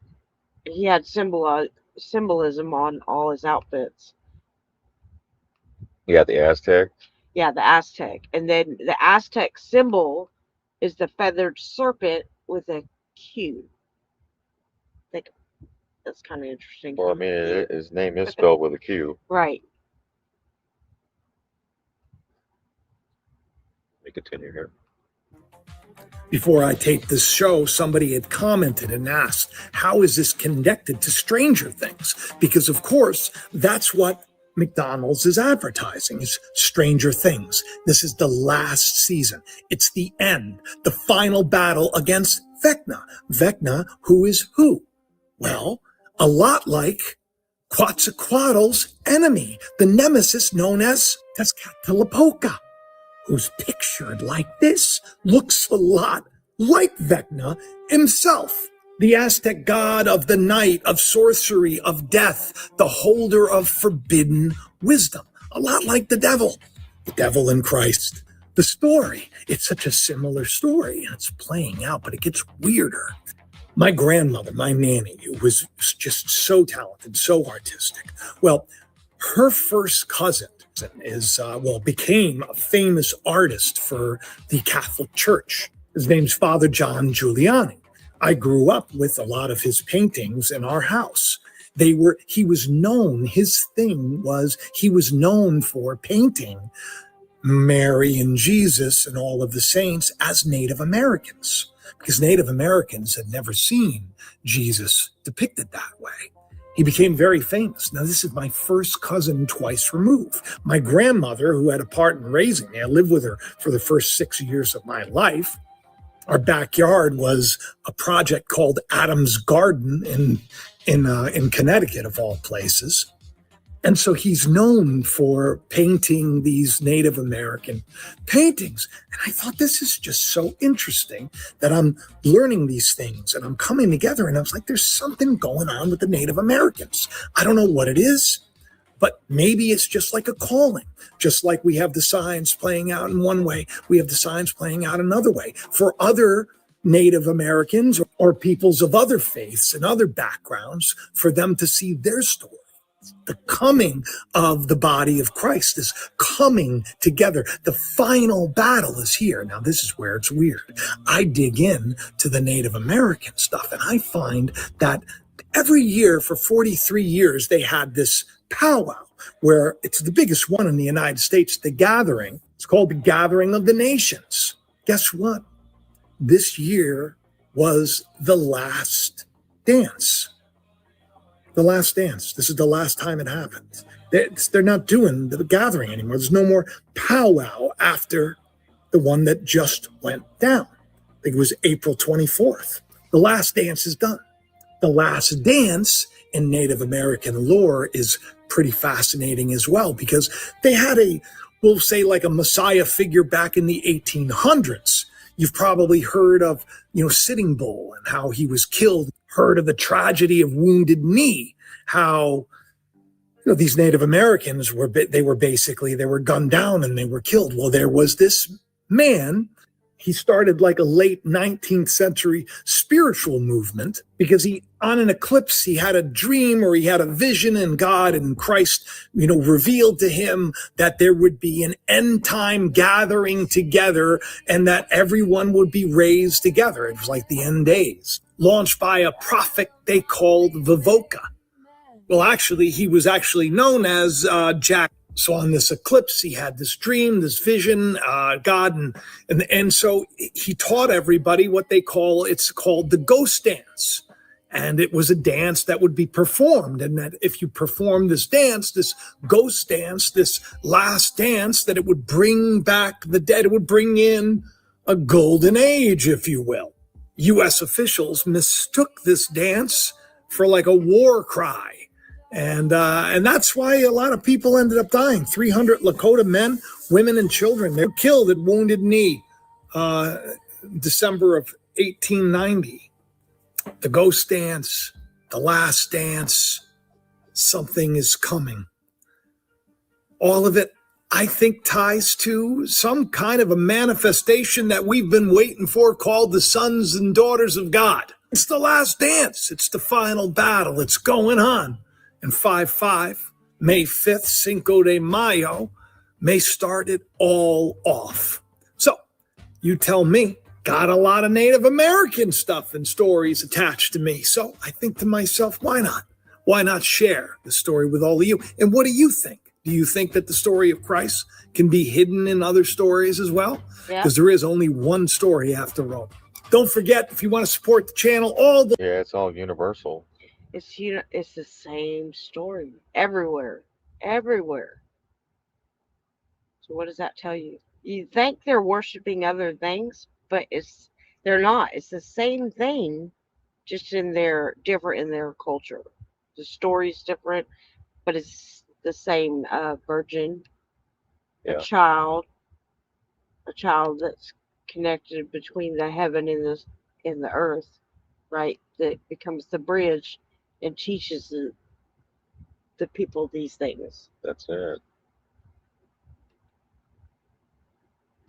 The Rainbow Warriors come from all four corners because they were scattered. And like he said, they did that ghost dance on the rock, which was Alcatraz, in 1971. And they said the Rainbow Warriors came in between 71 and 79, I think. Yeah.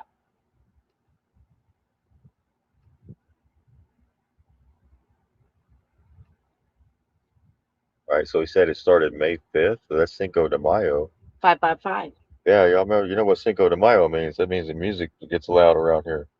Yeah, it sure doesn't it? Yeah. Don't they party? All night. That music goes all night.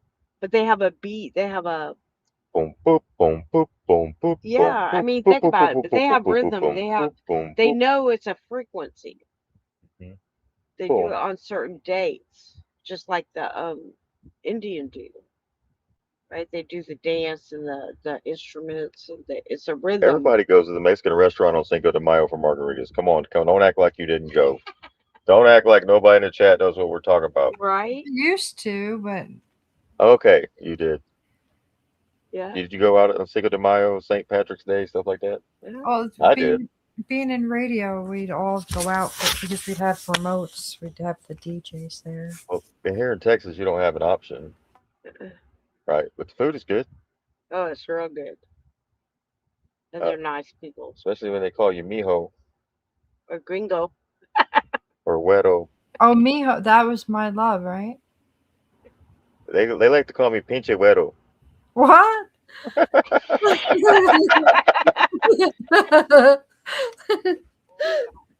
You used to pee your pants? No. Pinchueto. It'd be little. Pincha is little, right? You're a Our little Mexican wet. neighbors decided to have. Huh? Let's continue. Our Mexican neighbors decided to have an impromptu fiesta last night in the middle of the week.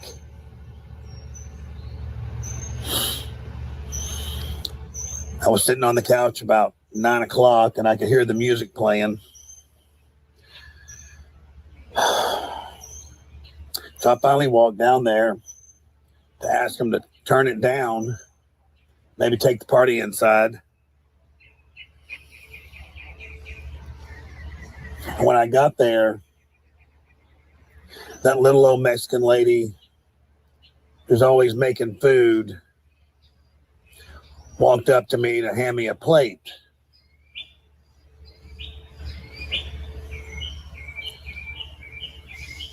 Turns out I can be bought with a plate of chicken empanadas.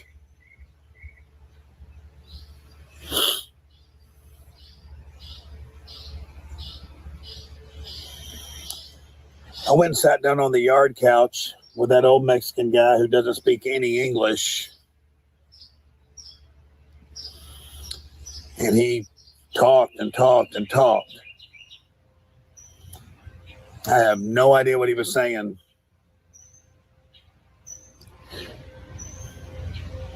But I could tell that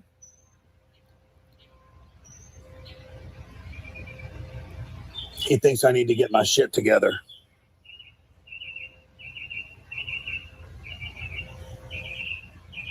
He was giving me advice in Espanol.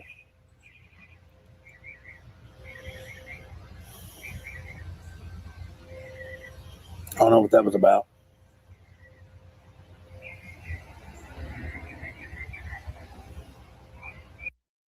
John, any comments about? There we go. So that was satire comedy. If you Our guys Mexican- picked up on it, right? You can be bought for some empanadas. Right? You can tell he got drunk with him too. That's what somebody said in the chat. Love your straight face while telling these funny ass stories. Kindness brings tears to one's eyes, especially after being fed. Like you went up there to complain about the music. You know what? They're the friendliest, the nicest. It seems like you have been They really adopted. are. Don't be surprised if the old lady starts calling you mijo, my son. Oh, meal. Get your shit together, Steve. That old man can read your soul, Steve. Yeah, they can. Them chicken Yeah. empanadas Yeah. midweek, you're so spoiled. I want a plate, impromptu fiesta in the middle of the week, and a yard couch. Yes, the way to a man's heart is through his stomach. Congratulations on your new friends. Está bien. Step in. Love the guy. What a character. Dry sense of humor. Awesome storyteller. Would love a neighbor like him. You should move to Mexico, bro. If you can't beat them, join them. All right, so that was what we were talking about, the Jacob of Israel 5x5. Which takes me to this right here. Let me remove this. Did you know that the Palestinians in the Bible and the Jews, the Ashkenazi in the Bible, are descendants of Navajo people? Like the first Palestinians and the first Jews were Navajo people. And they've historically been olive colored. They were never black. Never ever black, never ever melanated. They were olive colored. Okay? Now, I said that Marduk, the coyote, which is an alien, wrote the Bible, right? And this is a translation from the Sumerian tablets. Okay? To Marduk, who dwells in a sagel. Dwells in a sagel meaning he lives in a sagel. And it's kind of like the book of Enoch, his reference to those who dwell on the earth. And the Neh people are earth surface dwellers. You see where I'm going with this? Now, Marduk wrote the Bible, which is the coyote in the Navajo creation story, right? Which is an alien. And let's look at the conversion of people back then with haplogrouping, okay? So Christianity began in the 1st century CE, okay? And it was, right? So the first people that were Christians were Palestinians, okay? Palestinians were the first Christians. Why DNA haplogroup Q is exceptionally rare among Palestinians. They're talking about present day. So I said, when did haplogroup Q originate in Palestinians? Right? When did Y-DNA-Q emerge in Palestinians, right? Approximately 3,000 to 1,200 BCE. So they're descendants of Navajo people, and they're olive skinned for that reason. And they're the first ones to become Christians, right? And it gets better than that. After Christianity started, the first group of people to convert were Jewish people. Now, God entered into a covenant with the Jewish people according to the Bible, right? Which is written by Marduk, the coyote, which is an alien. In Judaism, the concept of the chosen people refers to the belief that God entered into a covenant with the Israelites, right? Establishes that God chose the Jewish people. Right? And Navajo people are the holy people of the earth. Yes, Ashkenazi Jews do have Y-DNA haplogroup Q. Specifically branches, which means those two branches, since they're branches, they came from QM242, which is Navajo DNA. Ashkenazi Jewish Y-DNA haplogroup Q, likely within the last 1,000 to 2,000 years, at the time, the very time that the Jews were converted to Christianity and God entered into a covenant with them. So it was Navajo people specifically that God entered into a covenant people, because Jews at the time were Navajo people. But they were on the other side of the world. They were in the Middle East. And the coyote knew that. So he wrote it into the Bible like that, knowing full well what he was writing was the truth. But at the same time, it was false information. It's because instead of saying Navajo people, he was saying Jews.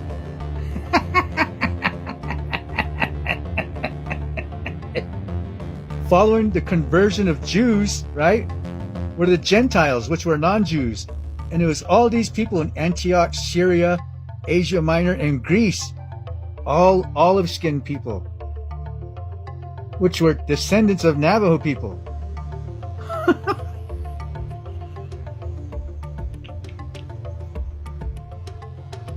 Lastly, okay, right, the last people to be converted to Christianity were Ethiopia, like black, like, you know,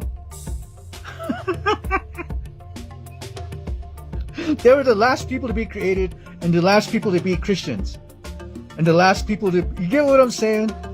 That's why they want to be the first everywhere, right? And that's why they want everybody to come from them, because the opposite is true. When you think about the climate in on the internet today, right? When the internet is pushing a certain narrative, like it's pushing the black narrative, right? That means the opposite is true. That means Navajo people and Native Americans were everywhere first. That means it was Navajo people and Native Americans that God entered a covenant with. That means it's Navajo people and Native Americans that are the holy ones.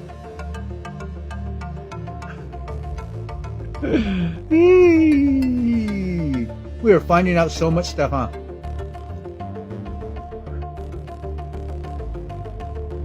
Wow. I'm flabbergasted. Think about the things I tell you guys. I love you guys so much. So he does the he started digging. Kudos to him because no one follows him hardly because of what he's putting out. But give him a follow. He goes through the DNA. He goes through the Lewis and Clark expedition, and he goes back through the documents that was hidden and a wall put up at the Smithsonian. So he goes and gets those and he pulls it all out. It is what it is. Yeah. So you see the DNA hollow group Q. That's what he found right there. Yeah. He has a bunch of videos where he does the beginning of the creation, which is the creation story, which has the Q, and then it branches and branches and branches and branches, and he goes over all that. So we're all connected, we're all related because we intermix. The only ones that didn't intermix is the ones what we call elite that They just inbred. They're inbred, yes. They keep their bloodline. Oh God. And they call themselves the blue bloods, which is not even accurate, right? So that's what we're gonna find out.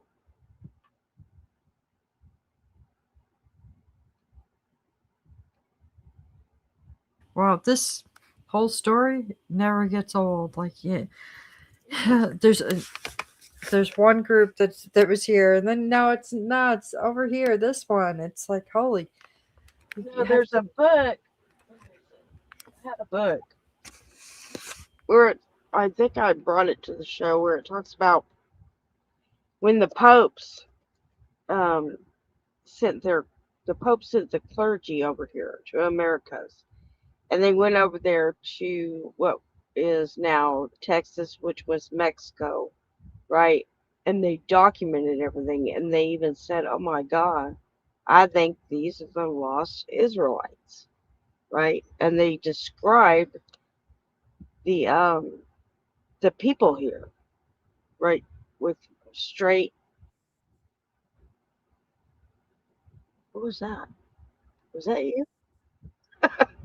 With straight, thick hair like a horsetail, olive skin to medium brown, right? And when they went to the stuff that they had there was like monuments and stuff. They even had a cross and depiction of like Christ, but they called it something else, Quetzalcoatl, which was the Messiah, just in their language. And they described it, and they had like gold and statues and all sorts of stuff. And I'll have to bring that book forward again. But they documented it all. And they said they wanted to change what was being spread, but the historians already had put the information out the way they wanted it.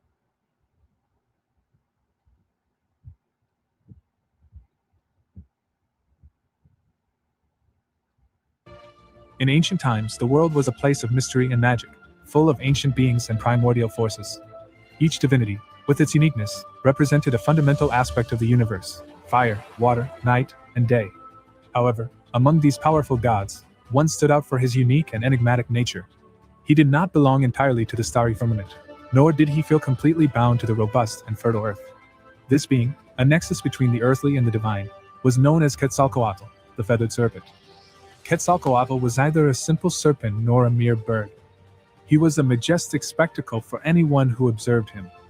His long serpentine body was covered with scales that shone with an iridescent glow, and his wings, huge and majestic, were covered with feathers that dazzled with a palette of colors that changed with every movement, reflecting all the hues of the sky at dawn and dusk. The legends said that their birth resulted from the union of the deepest desires of Kotlikyu, the goddess of the earth. One day, the gods gathered in the Great Hall of Eternity.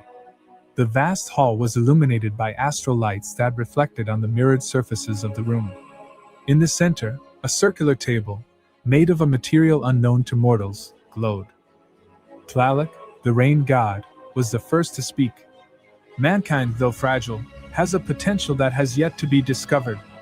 They must learn to respect the earth that provides for them and the heavens that guide them. Zakaketzel, the goddess of beauty and love, replied, "But they are young and ignorant of the ways of the universe. They need guidance and direction." It was then that Tezcatlipoca, with his smoking mirror, proposed the challenge. "If we believe that humanity is worthy, then let us send one of us to teach them, to show them the right path." The proposal led to a murmur of discussion among the divinities. Some feared that humanity would abuse such knowledge, while others firmly believed in their ability to grow and prosper. But one thing was clear: they needed someone to link the heavens and the earth. Finally, everyone's gaze fell on Quetzalcoatl. With his dual nature, his connection to earth and sky, and his unmatched wisdom, he was the perfect candidate. His scales shone with a light reminiscent of the first dawn, and his feathers seemed to contain the entire spectrum of the rainbow. "Quetzalcoatl," began Tonatiuh, the sun god, "you are the chosen one to descend to earth and give mankind the gift of wisdom, agriculture, and civilization. Teach them to live in harmony with the world around them." Quetzalcoatl knew that this would be a challenging journey, but he was willing to take on the responsibility that the gods had entrusted to him. Thus, with the celestial mandate granted, he prepared for his journey to the mortal realm, carrying with him the future and destiny of mankind. The dawn was beginning to tinge the horizon with shades of pink and gold when a spiral of light descended from the heavens. The wind sang a soft melody, and from the distance, bright flashes began to form the figure of Quetzalcoatl. With a blinding radiance, the feathered serpent touched the ground of Mesoamerica. Its scales glowed a bluish green, and its feathers, vibrant and constantly moving, seemed to dance in the breeze. The first encounter with humans was in a village on the outskirts of what would later become known as the great city of Teotihuacan. The people, with eyes full of awe, knelt in reverence, sensing the power and majesty of the deity before them. But Quetzalcoatl, in his infinite wisdom, did not seek subjugation. He approached them with curiosity, studying their faces and touching their skin and hair. His voice, deep and melodic, spoke to them not in tones of command but of teaching. He showed them how to plant corn, how to use the stars to guide their crops, and how to build homes that would withstand both the heat of the day and the cold of the night. The people gratefully offered him hospitality, and so began Quetzalcoatl's journey across the vast territory. Wherever he went, he left behind him a trail of progress and understanding. Deserts flourished, jungles became refugees, and rivers became sources of life and commerce. In the mountains of Oaxaca, he taught the inhabitants the delicate art of pottery and weaving. In the plains of Tlaxcala, he instructed on the techniques of warfare, always emphasizing the importance of peace and mutual understanding. However, it was not all work for the feathered serpent.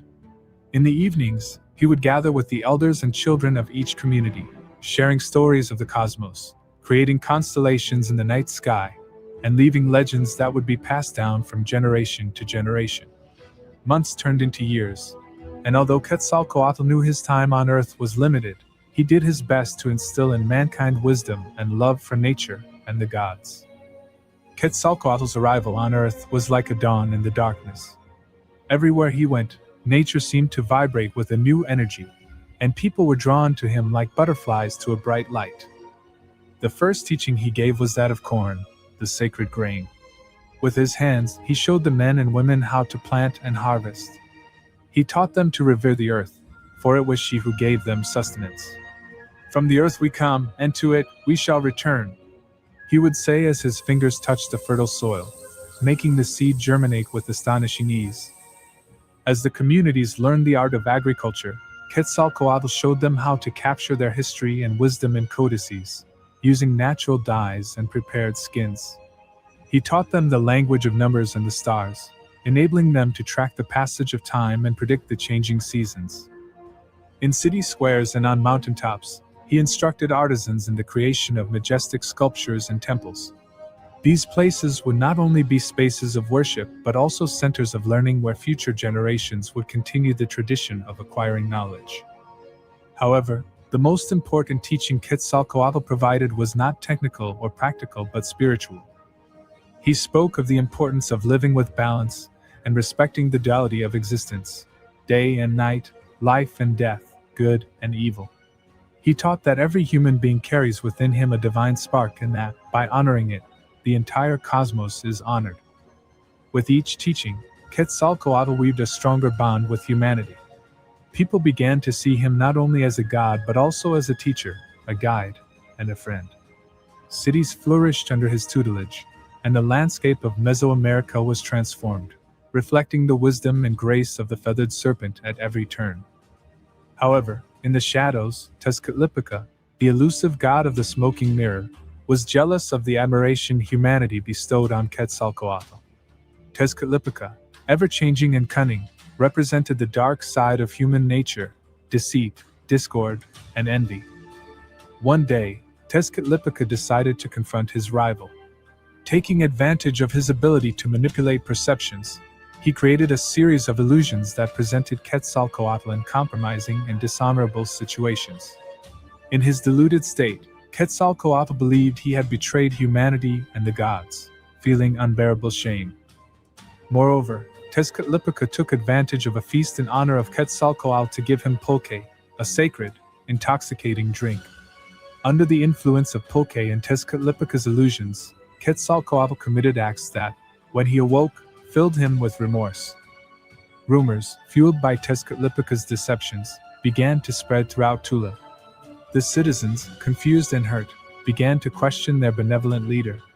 The doubts planted in their hearts grew into fear and distrust. Although many still believed in the feathered serpent, the shadows of doubt had settled in. Devastated and believing he had lost the respect and love of his people, Quetzalcoatl decided to leave Tula. It is said that he traveled eastward toward the sea, where he immolated himself. However, instead of dying, he transformed himself into the morning star, promising to return someday to reclaim his place among the gods and men. Tezcatlipoca's deception had succeeded, but at a high price. Although he had succeeded in exiling his rival, Quetzalcoatl's departure left a void in the hearts of mankind that could never be filled.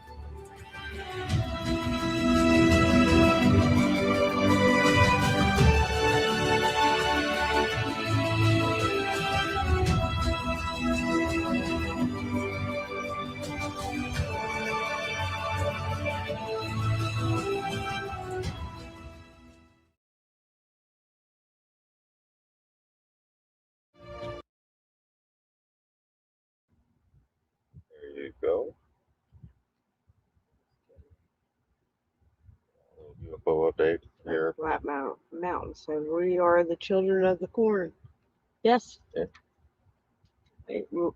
Watch the Aztec or the Mayan story of creation. It talks Here, Oscar 1 confirmed.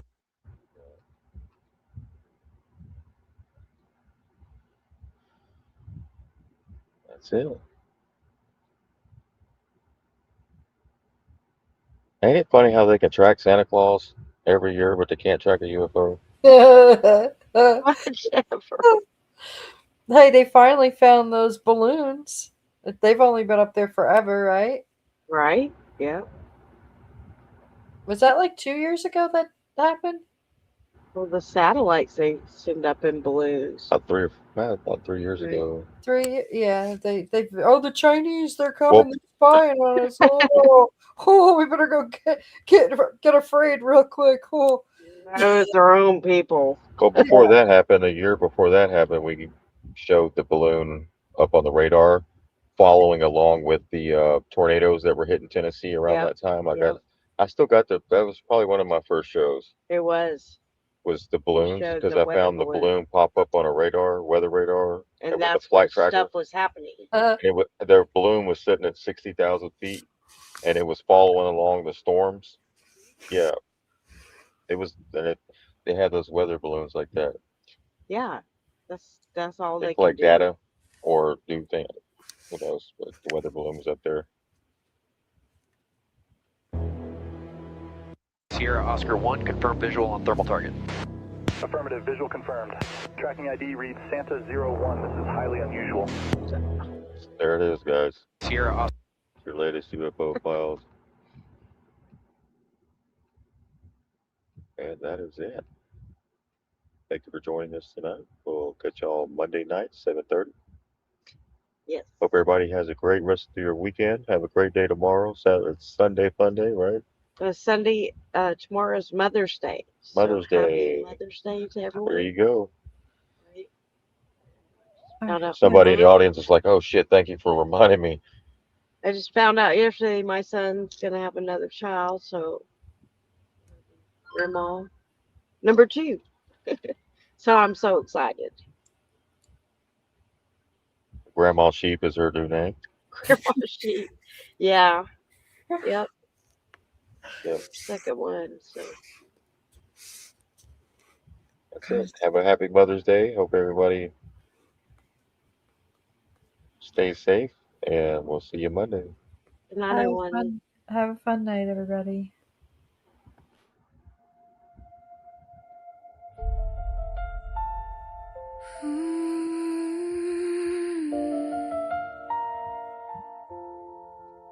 There comes a shift you don't undo. The noise stayed loud, I just broke through. I tuned it out, I cut the feed. No more chasing what I don't need. They talk on things they've never known,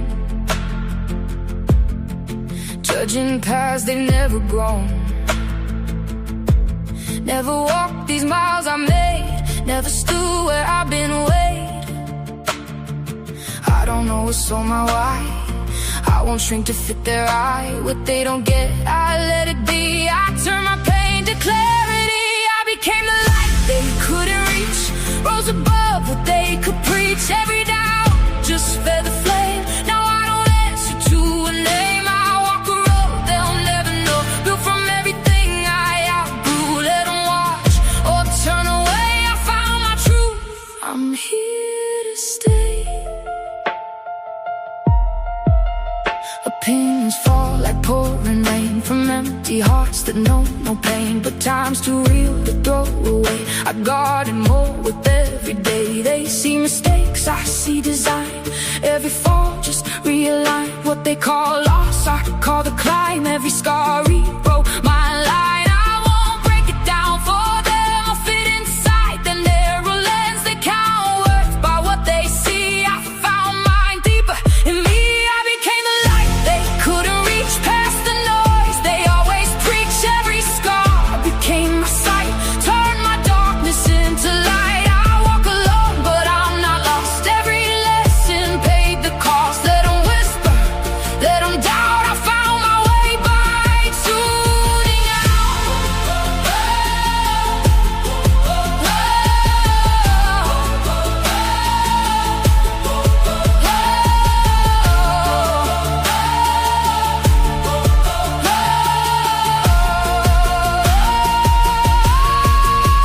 What looked like chaos I built with care. They saw the fall I made repair. Blueprints written in every scar, turned every wound to who you are. No approval, no disguise. I saw the truth behind their eyes, the voice within that led me right. I didn't chase it, I became the light. I became the light they couldn't reach. Now my silence louder than their speech.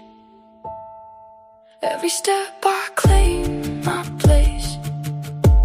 No more running someone else's race. I'm not lost, I'm not behind. I just stepped outside their mind. Let them question, let them doubt. I am what I'm becoming now.